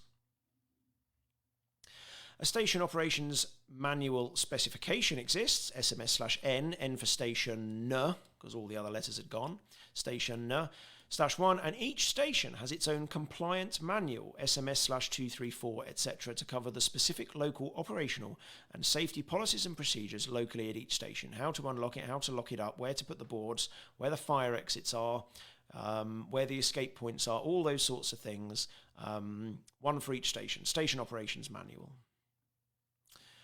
Right, we're nearly there, I promise. What time is it? It's 20 past 8, so we're not doing too badly. Section G, maintenance. Now, this is another section where I think it's probably it's become longer than it needs to be for the overall document. Permanent way management of maintenance. The permanent way track and civils are managed in accordance with policy SMS PW1. you can see most of the documents that are linked from this overall document are /1, and that's, no coincidence. There will be a PW 2345678 and they might well be mentioned in PW1, but PW1 is going to be like the sub SMS sub pointer document for P-Way. Patrols and inspections are carried out in accordance with SMS PW2. If any serious defect is found which could endanger safety, the patrolman is required to take immediate steps to protect the site from approaching trains and report the circumstances as soon as possible in accordance with the rulebook. Permanent way standards and tolerances are defined in SMS/PW3. Records are kept as shown below. Again, this is definitely something that I would now take out of my overall document template and put in either PW1 or a sub-document that PW1 refers to. Signalling and telecommunications. S&T assets are recorded in the asset register. The register specification is detailed in SMS/A/6/1. A for S and T. Again, we were scraping the bottom of the barrel a bit for letters here by the time we got to S and T, so it's A for S and T. And the register itself forms SMS/A/6/2. It's important to identify, in the case of any asset management, not just S&T, what the assets actually are. And it is surprising when you try and stick rigidly to identifying what the assets are and having a list, how frequently you'll need to change it, because new assets arrive, depart, things get broken down, scrapped, added together, all those sorts of things. And it's extremely easy for those to slip under the radar if a specific asset register is not maintained. Obviously, the best asset register that you could possibly have for S&T assets is the one in HOPS. Maintenance of signalling and telecoms equipment is managed as prescribed in SMS/A/1. Maintenance procedures are drawn from pretty typical S&T policies from British Rail and Network Rail. Signalling and telegraph equipment is practically checked as part of the duties of the signalman when booking on for duty, and any defects discovered are reported via the reporting of defects section of SMS/A/1. Form is provided to capture key defect data, SMS/A/9. Quarterly checklists are provided for each of the three principal signalling locations, SMS/A3, 4 and 5, and a checklist is also provided for structures examinations, SMS/A10. Inspection cards are also maintained for the following items of equipment. Again, I'm starting to think that this should possibly be an SMS/A/1 rather than here in the overall document, but it started off as just 3 or 4 paragraphs and it's gradually been added to as this template has developed over the years, that particularly I've been working with railways on SMSs, but also based on what you've sent in. Hopefully all these things will exist, some sort of track circuit inspection card, FPL detection card, power supplies, treadles, lead acid batteries, point machines, voltage records, things like that, where you will record at whatever frequency you determine is the appropriate frequency to check these things, and then save that bit of paper or scan it and upload it to the maintenance task in HOPS, so that if required, not only could you go back and look at it, but you could also demonstrate that you were doing them and had a proactive maintenance regime in the months and years before the incident.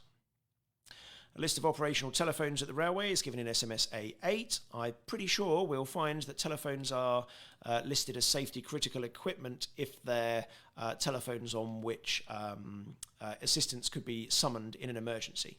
So certainly SPTs, lineside telephones, telephones in signal boxes, please don't fall into the trap of thinking that just because they're telephones they're not safety critical, because, and it may even be in that ORR document on safety critical roles that has the chapter on heritage railways that I mentioned earlier, I think it is that people who work on telephones that could be used in an emergency are safety critical staff.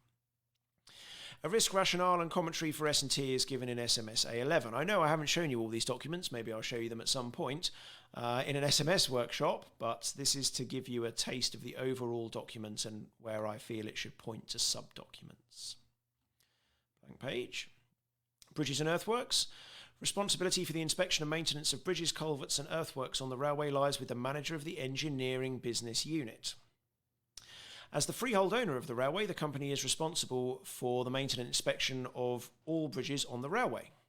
Such and such a county council assists the railway with road over rail bridges that have a public highway across them, but this is only in an advisory capacity. I've seen all sorts of different arrangements that railways have managed to strike up with local councils about who's going to maintain things, who's going to inspect them, all those different things. Don't put every single detail here in the overall document, put it in a sub-document, but provide here an overall taste that if you had to describe it to somebody in 30 seconds, this is what you would say as to how the bridges are maintained.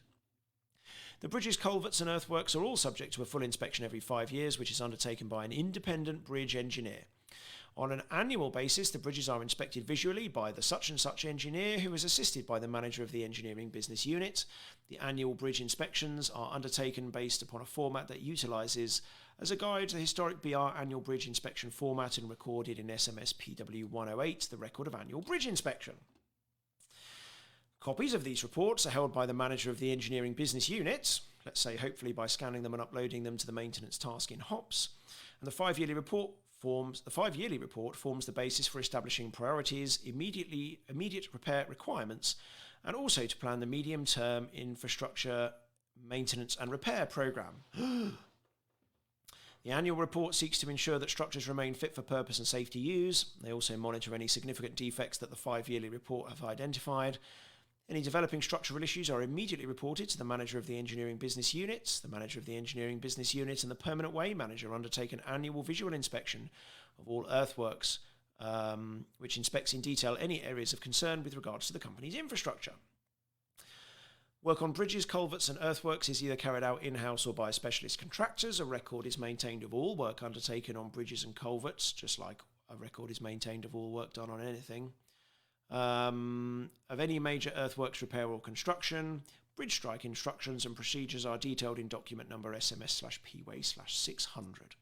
Far more here than I think really wants to be in the bridges and earthworks and in the S&T sections of the overall document, just pointing to the sub-documents. I think next time I review this, some of that will get moved down a level. The text will still exist in the system for managing safety. They just won't be here in the overall document. They'll be in a sub-document. All items of rolling stock will be maintained according to one of the following sections: steam, diesel, carriage and wagon, or on-track plant.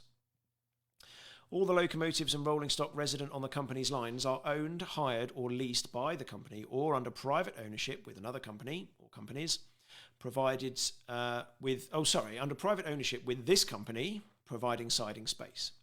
All operational locomotives and stock used to run public services are treated as company-controlled for the purpose of operation and maintenance, unless a lease agreement specifically provides otherwise. And it's really difficult to get a maintenance agreement that specifically provides for every possible permutation of maintenance circumstance, such that a locomotive owning group could separately be responsible for the maintenance of an engine that the duty holder of the railway then operates on public trains with its staff. It's a sort of a Great Western and Hitachi, or LNER and Hitachi type agreement with the 800s and certainly other types of leased rolling stock as well. I really don't feel that it lends itself well to the resources of a heritage railway. And I feel it works a lot better if the two organisations just work more closely together, lease the locomotive for 10 years and say, right, we're now in control of it. Obviously, you can still carry on and doing all the work, but it's under our auspices, under our SMS, following our rule book, rather than trying to come up with a maintenance agreement that we could demonstrate adequately controls all the risk. It wouldn't be acceptable to have a maintenance agreement that says we will maintain the loco. It would have to go into every detail, mitigating every risk that the railway has identified to make sure that this separate locomotive owning group maintains it appropriately. All locomotives in operational use are regularly maintained and serviced in accordance with the Steam Locomotive Maintenance Policy, SMS L1, or the Diesel Locomotive Policy, SMS D1. DMUs, shall be considered locomotives for the purpose of maintenance of the traction, driving and braking equipment, and carriages for bodywork and internal decoration. Carriage and wagon maintenance. All carriage and wagon stock in operational use is regularly maintained, examined and serviced in accordance with the Vehicle Maintenance Policy, SMS/W/1. W for wagon, we couldn't have C because C was already for competent, so W/1. And following the examination instructions in SMS W2. Several examination checklists are provided for the various frequency of examination. SMS W3, 4 and 5, the 14 days in use exam, the annual exam and the 10-year exam. And one day we might have a workshop on carriage and wagon maintenance Don't be alarmed that this 14 days in use could be spread over 10 years. It's 14 days in use or 90 calendar days. The results of these inspections is reduced to a binary decision on the vehicle's fitness to run, which is recorded in the asset management system on HOPS. Does that sound familiar? Yes, just like a competence decision. Will be binary, and then we'll record the person's fitness to work, let's say. Defects are reported on logbook sheets SMSW6. On-track plant maintenance. On-track plant in operational use is regularly maintained and serviced in accordance with the OTP maintenance policy SMS OTP1. Electrical appliances will be pat tested according to SMS/Z/10. External work. The engineering business unit undertakes some work for external companies. How is this managed? He says. Well, I haven't really got any template answer for you there. But you will have to have some way in which the risks arising from the work that you're going to do for external companies is going to be managed. Additional specifications and quality assurance applies to the engineering business unit activity undertaken for external companies, and certain processes are subject to external quality control scrutiny. Right, Thomas just asked a question about, I don't know how we will get round, we don't get round things, how we will get round the locomotive maintenance section. Most, if not all, steam locos are private owned and ran by the drivers, so they are responsible for their own maintenance. Tom comes from a miniature railway, I should add. Well, Tom, that may very well be the case in practice, but the company is responsible for the risks arising from those activities, from the use of that machinery and equipment if it's on your site, and from the passengers who travel on those trains. And it will be no defence for you if, let's say, a train derails because it wasn't maintained properly, miniature train, derails because it wasn't maintained properly, and a member of the public is injured. You will be required to demonstrate how you were managing the risk arising from the maintenance of that piece of equipment. And if you can't, then you're in the wrong, because it's your risk. So I'm sorry, that's probably not the answer you wanted, and I know it's not what happens in practice. But I think, just to perhaps give you something more positive to work with, is that the risks arising from a miniature railway, significant though they are less than the risks arising from a standard gauge steam locomotive. And I'm sure that you will have some requirements for locomotive owners in how they manage and maintain their locomotives and how they drive them when they're on your site with your members of the public. And number one is, I imagine they probably have to have a boiler certificate. And number two is, I imagine they have to have 2 ways of putting water into the boiler and 2 safety valves and at least 1 gauge glass and all those sorts of things. And those are definitely mitigation measures that you can put in place and insist on to allow people to run their private locomotives. And perhaps some of the rest of the risk is necessary for you to absorb in order to run the railway that you want to run, because no heritage railway is without unresolvable risk, unfortunately. But yes, no matter what size the locomotive is, if it's being run on your track with your public, especially if they're paying, then you're responsible and you can't get away from it. Right, where are we? Part 8, designated workshops. There are numerous workshops on the company's sites. The locations of workshops is shown in SMS/O/1, and most railways have one big engineering locomotive workshop. And then almost every tiny little subgroup, station group, gardening group has a container with a pillar drill and a bandsaw and a sander and other things in it. Well, they're all workshops. Just because they're small and hidden away does not mean that they don't give rise to pretty significant risks. So they all count as workshops. Each workshop has a named responsible person who is responsible for the health and safety of the workshop and the persons working in it. So particularly in the case of station and gardening groups, it'll be generally the leader of the station department, which is of course appointed by the manager of the department or the manager of the business unit, not elected locally by their friends, who is responsible for the health and safety of the workshop and the persons working in it. The person's name is prominently posted in each workshop.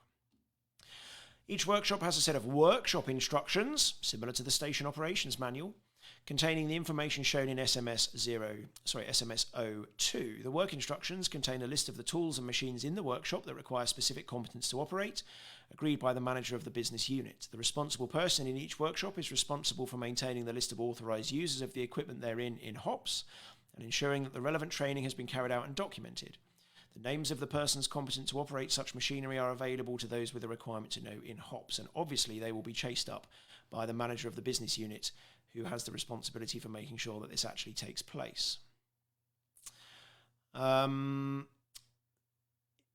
few months ago, maybe more, the Kent and East Sussex Railway very maturely, and they're to be commended for this, published their report into a workshop accident where a person nearly got dragged into a lathe where I think their cuff got caught on the lathe and they had some broken bones.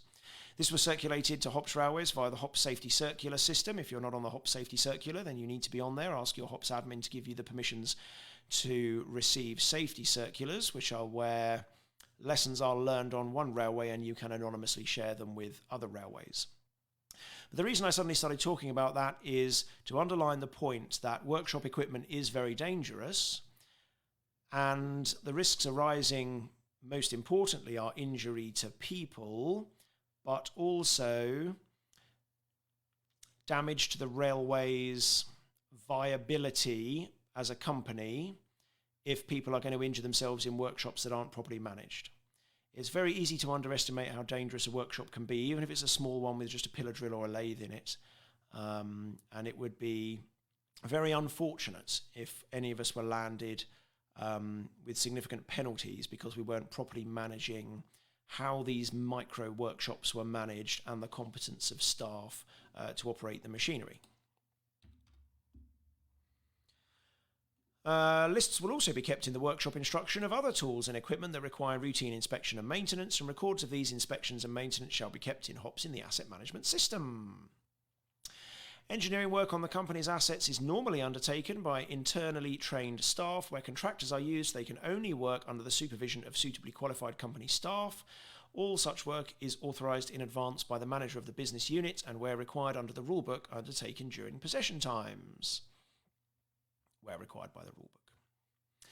Right, Part H, getting towards the end now. Other people on the premises. Part 1, the public.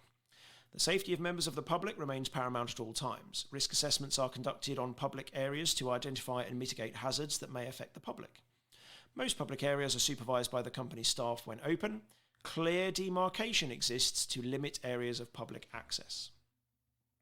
Locomotive owning groups. Staff of locomotive owning groups are treated by this company in the same way as its own working staff in terms of competence and safety. A written agreement with each locomotive owning group based on the railway will be made that requires owning group staff to adhere to company rules and procedures. This also includes non-operational staff, and I've lost count of the number of times I've been at railways and seen just people wandering around all over the track, not really knowing where they're going, not having the proper clothing on, and the railway just says, oh, they don't work for us, they work for such and such a loco. Well, it's still your responsibility, and you need to make sure that just because these people don't work for you, and they're on somebody else's public liability insurance, that you are still the duty holder, and you're making sure that they're following the rules that apply to the railway, not to just the company. The agreement will also detail the obligations and expectations of each side in terms of maintenance and running time and days. Obviously, there is a whole raft of workshops to be had on the business and commercial side of locomotive owning group agreements, but we were just concerned there with the safety components. Visitors to the railway shall be treated as members of the public. If they are required to go into non-public areas or onto the trackside, then special arrangements shall be made according to the circumstances and agreed with the manager of the business unit. Film crews, that sort of thing. Initially, they're just members of the public and they stay in the public areas, and then you know that the relatively safer sort of arrangements apply, but if they are required to go into the non-public areas, then you will make special arrangements. There's a section in red. We've resurrected the old red here. Other examples of other people on the company's property, such as shared access to attractions, model or miniature railway, public transport on site, public footpaths, etc., etc. Line-side photographers, pretty much everywhere now, as far as I'm aware, has withdrawn line-side photography permits. Line-side photography permits have been withdrawn. Only official company photographers who hold appropriate safety competence are authorised to access the line-side for the purpose of taking photographs. If you still allow line-side photographers, then just write a paragraph there about how it's managed, possibly including reference to a sub-document if you're going to write more than a paragraph or so. Connections to other companies' infrastructure. The company, if you do, has a junction with Network Rail at such and such a location via a private siding. The siding is fully signalled in both directions. The line is shown in the Network Rail sectional appendix as a non-passenger line, but passenger trains occasionally operate over it in special arrangements. Obviously, this is all just made up. you will need to change it so that it matches your circumstance. Moves over the connecting line are only made under special arrangements with the authority of the manager of the operations business unit. All through trains are either taken over for working on the whatever company by blah-de-blah company staff if they are familiar with the traction and rolling stock, or blah-de-blah company staff are provided as conductors. Rolling stock that has been accepted for transit on Network Rail lines is deemed fit for travel on our lines, provided it meets the weight and loading gauge restrictions applicable to the line. This will be checked with the TOC before any such movement is authorised. The manager of the operations business unit is responsible for ensuring or arranging a person to ensure that the train conforms to the agreed formation on arrival. So there's a bit of a risk that we're accepting, but I think we can justify it. We'll have said in loads of other documents that all rolling stock will be maintained, it will all be examined, it will all have a form, we'll all sign it, it will all be bulletproof. But if we're connected to Network Rail and we want to make the most of that connection, then we can't stop everything at the border and examine it. But it is, I believe, reasonable enough to say, if it's good enough for Network Rail, it's good enough to come onto our railway and run whatever train it's going to run, up for a maximum period of, whatever you want to say, 1 day, 2 days, 3 days, whatever the maximum rate of possible deterioration is of the risk that you've identified, before it falls into our maintenance regime. And we have to give it a 7-day exam, and our staff, for which we're responsible, have to sign it off. If we turn that on its head and we talk about stuff on heritage railways going to Network Rail, we will have to admit that Network Rail is probably not likely to trust that just because it can run on a heritage railway, it can run on the main line. Whereas we sort of trust that if it can run on Network Rail, it can probably be good enough to, within a reasonable degree of risk, to run on our line. And that is exactly true, that for those of you who have Network Rail connections will know you can't just shove anything you want out onto the main line. You can only shove stuff out that's been properly inspected as fit to go on the main line. So it's not one of those things that works both ways, but I think it is justifiable to say that the mainline requirements are more strict than ours, apart from loading gauge and axle weight, which is why it specifically mentions the things there. And so if it's good enough to run on Network Rail, then it's good enough to run here for a short period of time until we can examine it. Right, as far as reasonably practicable, the signalling and operating arrangements on our company mirror those on Network Rail, whilst maintaining the context of our company to avoid unnecessary complexities crossing the boundary. So let's not have red for go and green for stop or anything silly like that. Let's, as far as we can, follow the historical prototype if we have a Network Rail connection or a connection to another company's infrastructure, private sidings or whatever it is, just to make life a little bit easier for everyone. Right, section J, emergencies. The company's response plan for emergencies is made up of the operations manual and the rule books and forms part of its overall business continuity planning covering incidents both on and off the railway. The operations manual and rule books describes how the safety of the railway, visitors and staff is handled, an appropriate response to any incident, liaison with the emergency services and reporting to regulatory authorities and incident investigation. No number of a sub-document there, which there probably should be, to at least one or more sub-documents that explain where this stuff's going to take place. The duty officer remains responsible for the railway in event of an emergency, although may delegate parts of their responsibility to other senior members of staff if required. A clear understanding delimiting the areas of responsibilities must be reached under one of the following 3 arrangements. A rail incident officer may be appointed by the duty officer, which will obviously have to have the required competence, to manage an incident site at ground level. The RIA will be appointed in accordance with the operations manual and the DO will remain in overall charge. Option 2, a commercial deputy may be appointed by the duty officer in times of significant commercial disruption to take charge of the non-operational elements of the railway, such as dealing with the public and refunds and buses and taxis and all those sorts of things.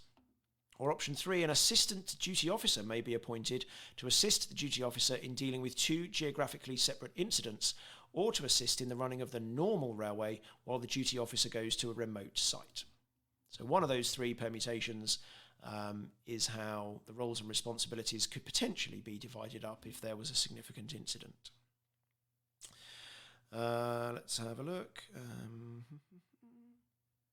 So thank you very much to Nathan, who has commented about the challenges with operating workshop machinery, whether you are employed or volunteer.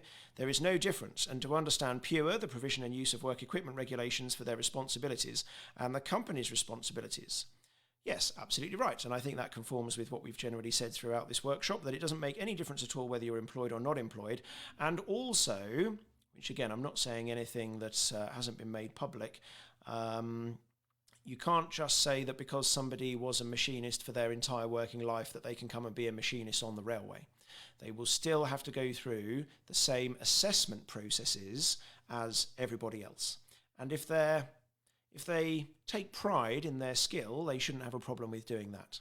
If somebody comes in and says, oh, I already know how to do that and I'm not doing your assessment, then first of all, you can't comply with the SMS.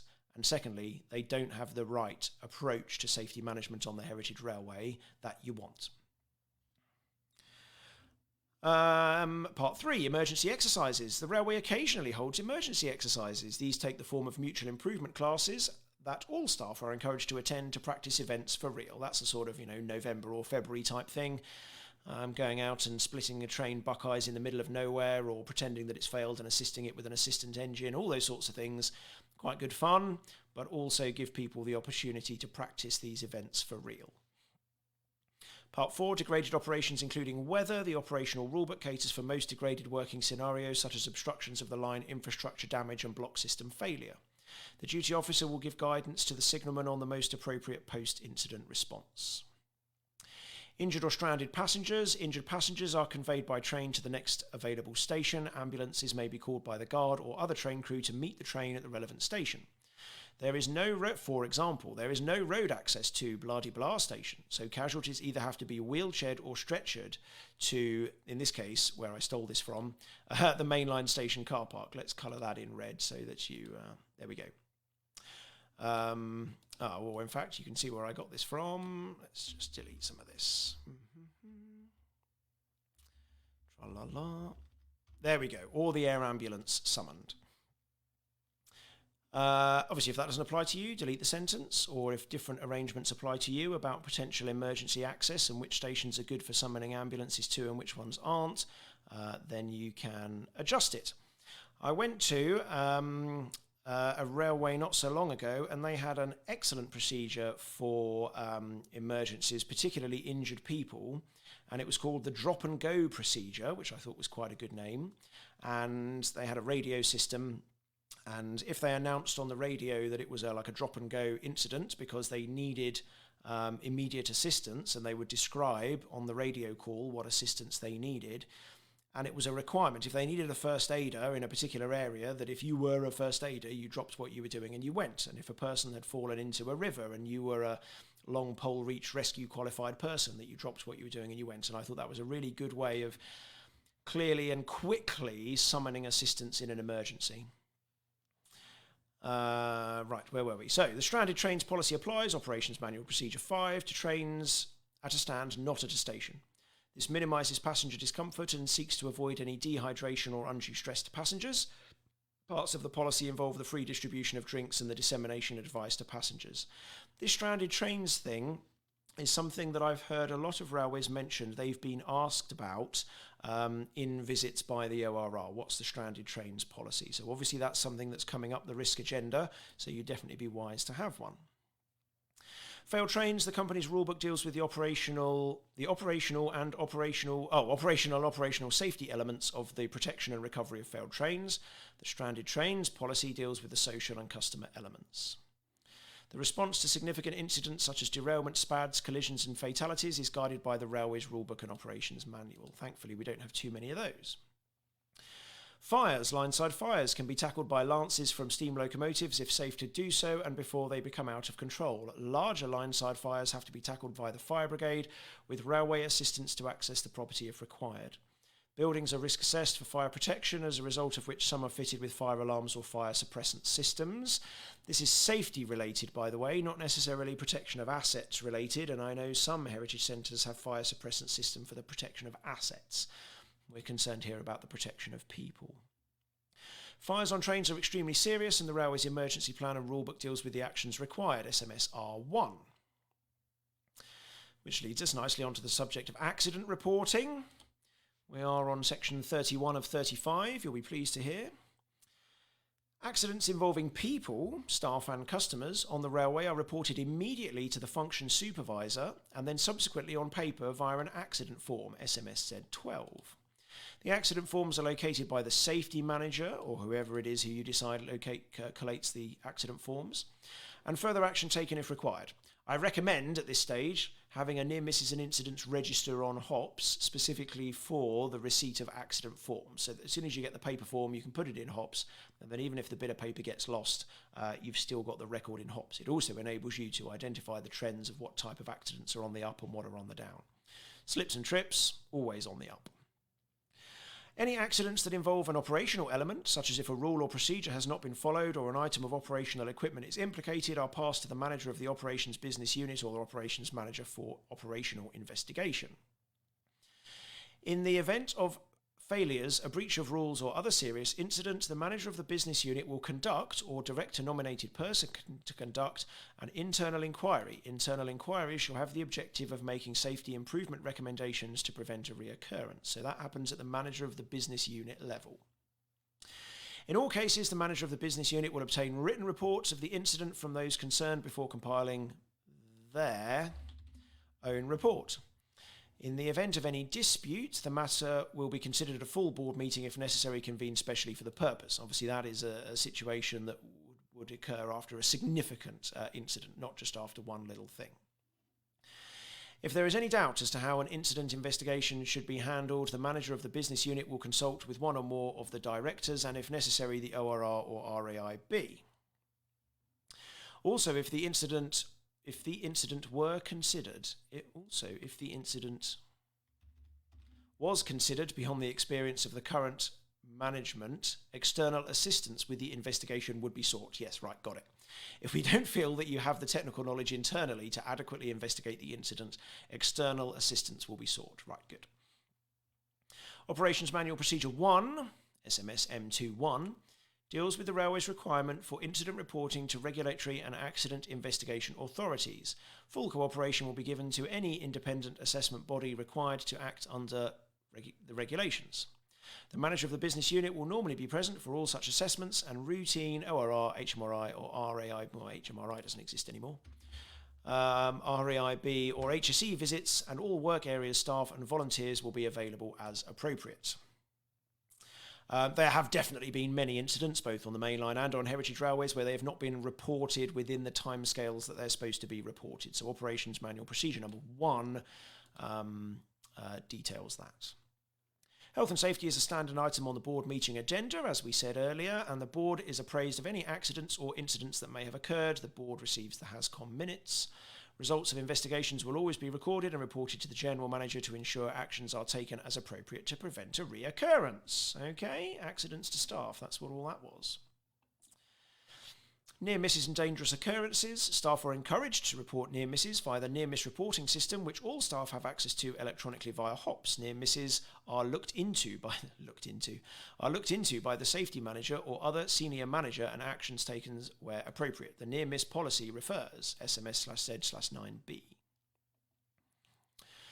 Section L, staff consultation. Staff consultation is inherently difficult due to the nature of the workforce, i.e. a very large workforce that are often keen to only participate directly in their hobby rather than ancillary activities perceived as less interesting. Ooh, controversial. But probably true. A weekly email is sent to all volunteers when the WON is issued. Cover email saying, please find attached the WON, here's what's been going on this week, here is any safety information, is a really good thing for maintaining good, open, approachable communication between them and us. Obviously, if you do it fortnightly, but use that as an opportunity to communicate with people and encourage people to take an interest in what's going on, even if it's not directly related to the work that they do. This contains special notices on a mutual improvement theme.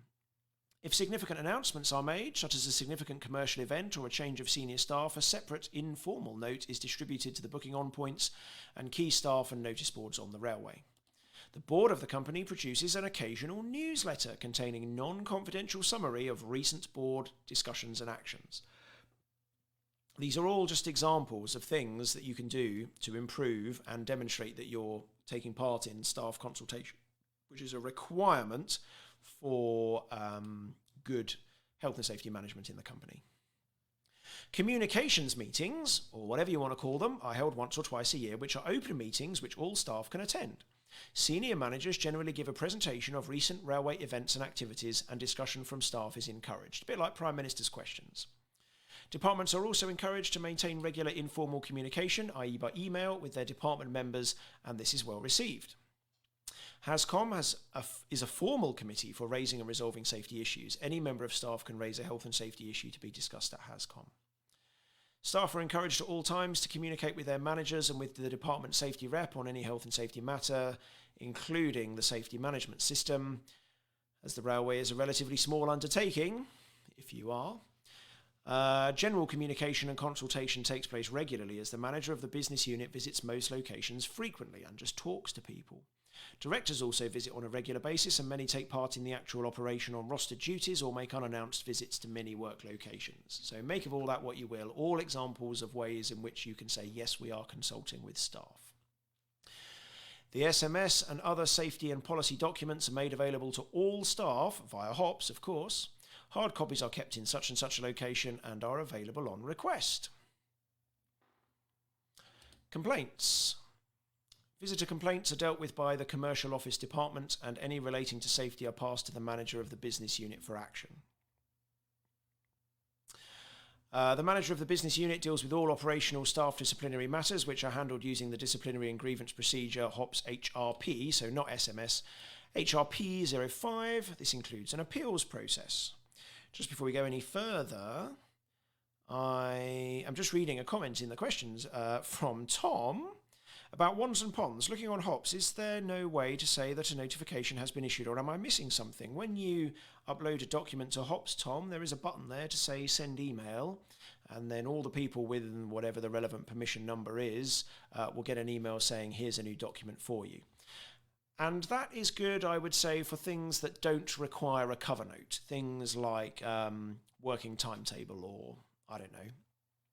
I would recommend instead, when you come to doing the WAN or the PON, instead of using that tick box in the HOPS document uploading thing, that you upload it, copy the link, and then send an email or a HOPS comms message and put the link in it yourself, because it gives you the option to write a couple of paragraphs of discussion around what you're sending and why you're sending it, rather than just people going, new document, link.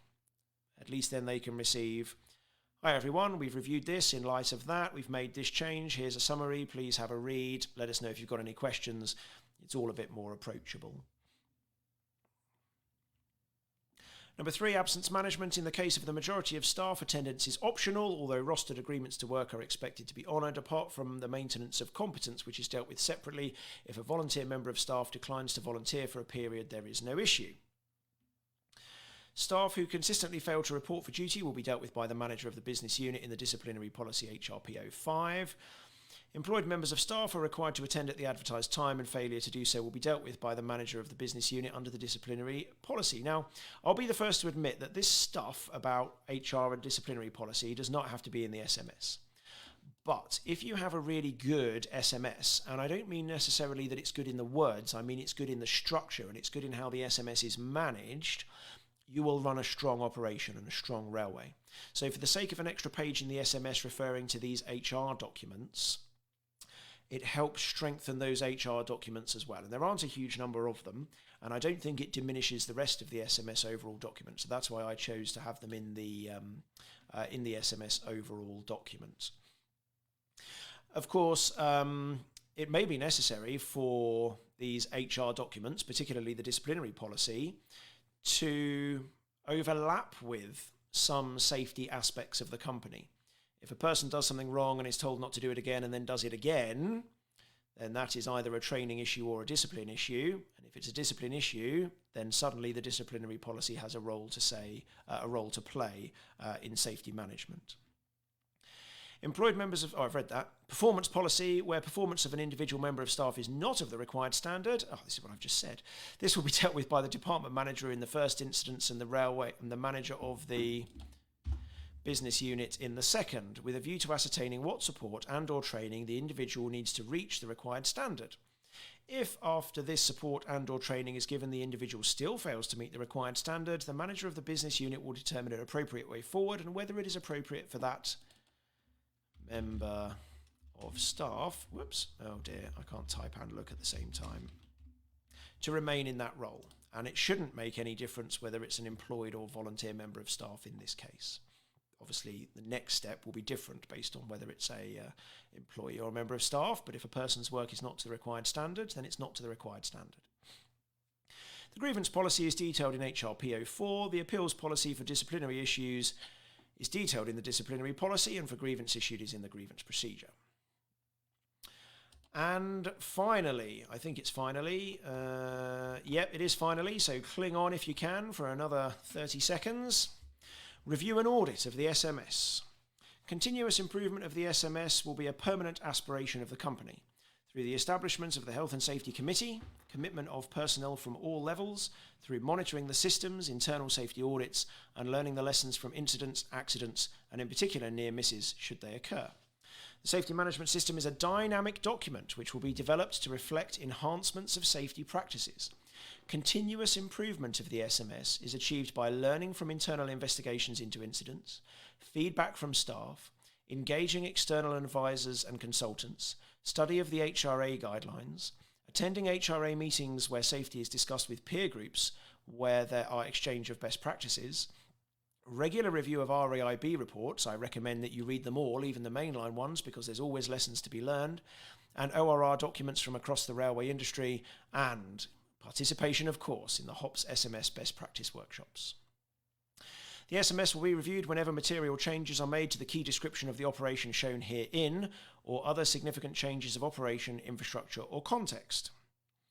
The maximum interval between reviews of any SMS document is 5 years. The review will be undertaken by one or more of the following representatives: the manager of the business unit, an operations representative, a workshop representative, a safety advisor, department staff rep, safety rep, sorry. And of course, depending on what the nature of the document is that's being reviewed will depend which of those that you pick. The SMS shall be periodically reviewed by an external person with experience of railway management. This person shall be requested to critique the SMS and suggest any areas for improvement. The person would ideally have experience of SMS handling from another heritage railway. At least once per year, an aspect of the SMS determined by the General Manager shall be audited. The General Manager shall appoint a person to conduct the audit and provide them with a written remit. The auditor shall meet with the department or individual responsible for the element of the SMS review, and review the compliance and evidence. A brief report shall be made to the General Manager commenting on the level of compliance. And this isn't about witch hunting people that aren't doing their job. This is about identifying for everybody's benefit where the SMS is being complied with and where it isn't, and then providing support where it isn't being complied with so that it is. And I think as long as you start with that, with saying no one's going to lose their job over this, this is about finding places where we're not compliant so that we can help everybody be compliant, then hopefully it will be received in the manner it's intended. Version control of this safety management system is maintained by the SMS document manager or document controller, whatever you want to call it, to ensure changes are clearly identified and revisions and communications to all copy holders, are communicated to all copy holders. Minor revisions are indicated by a vertical line in the margin, major revisions by a complete reissue. Version control of the operating rulebook, which is one of the key supporting documents for this safety management system, is maintained by the operating department to ensure changes are clearly identified and revisions are communicated to all copy holders. And there we have it, ladies and gentlemen. You've reached the end of the SMS overall document, which I think you'll agree in most cases said pretty much nothing at all, apart from pointing you to the place where you can find the actual answer for the thing that you're looking for. And if you think that's what it did do, then good, because that's exactly what I aimed for it to do. As I said right at the start, some organisations have a massive SMS overall document that's much more than an overall document and very few supporting documents. I always like to go for keeping the overall document as relatively small as we possibly can, and having loads of little supporting documents to give the detail. So, thank you very much indeed for tuning in to HOPS SMS workshop number 21 on the overall document of safety management systems. Now's your last 10 seconds or so to raise any comments or queries that you want to. Thank you very much to Wayne for your comments. And yes, I will try and get the templates out as soon as I can. I always do get a couple of days of more feedback from people emailing in or sending me messages or whatever after these workshops. So I do like to leave it a couple of days at least before publishing the templates, just to give that last opportunity for best practice to be included. But I will do it as soon as I can. Thanks very much everyone for tuning in. The next HOPS SMS live workshop is on Tuesday the 18th of January, where we'll be discussing the competence for duty officers, or whatever it is you want to call them. Apart from that, I hope you all have great success in your Christmas operations, and I hope they bring you the enjoyment and happiness that you... sorry, I'm just reading these comments. Thank you very much, everyone, for your comments. I hope the Christmas operations bring you the success that you want and the exposure that you want for your railway, and, if we're honest, the financial income that we all rely on for Christmas. So I hope you all have a good Christmas. Keep in touch with HOPS. We'll see you all in the new year. Thank you very much, everyone, for tuning in, and good night.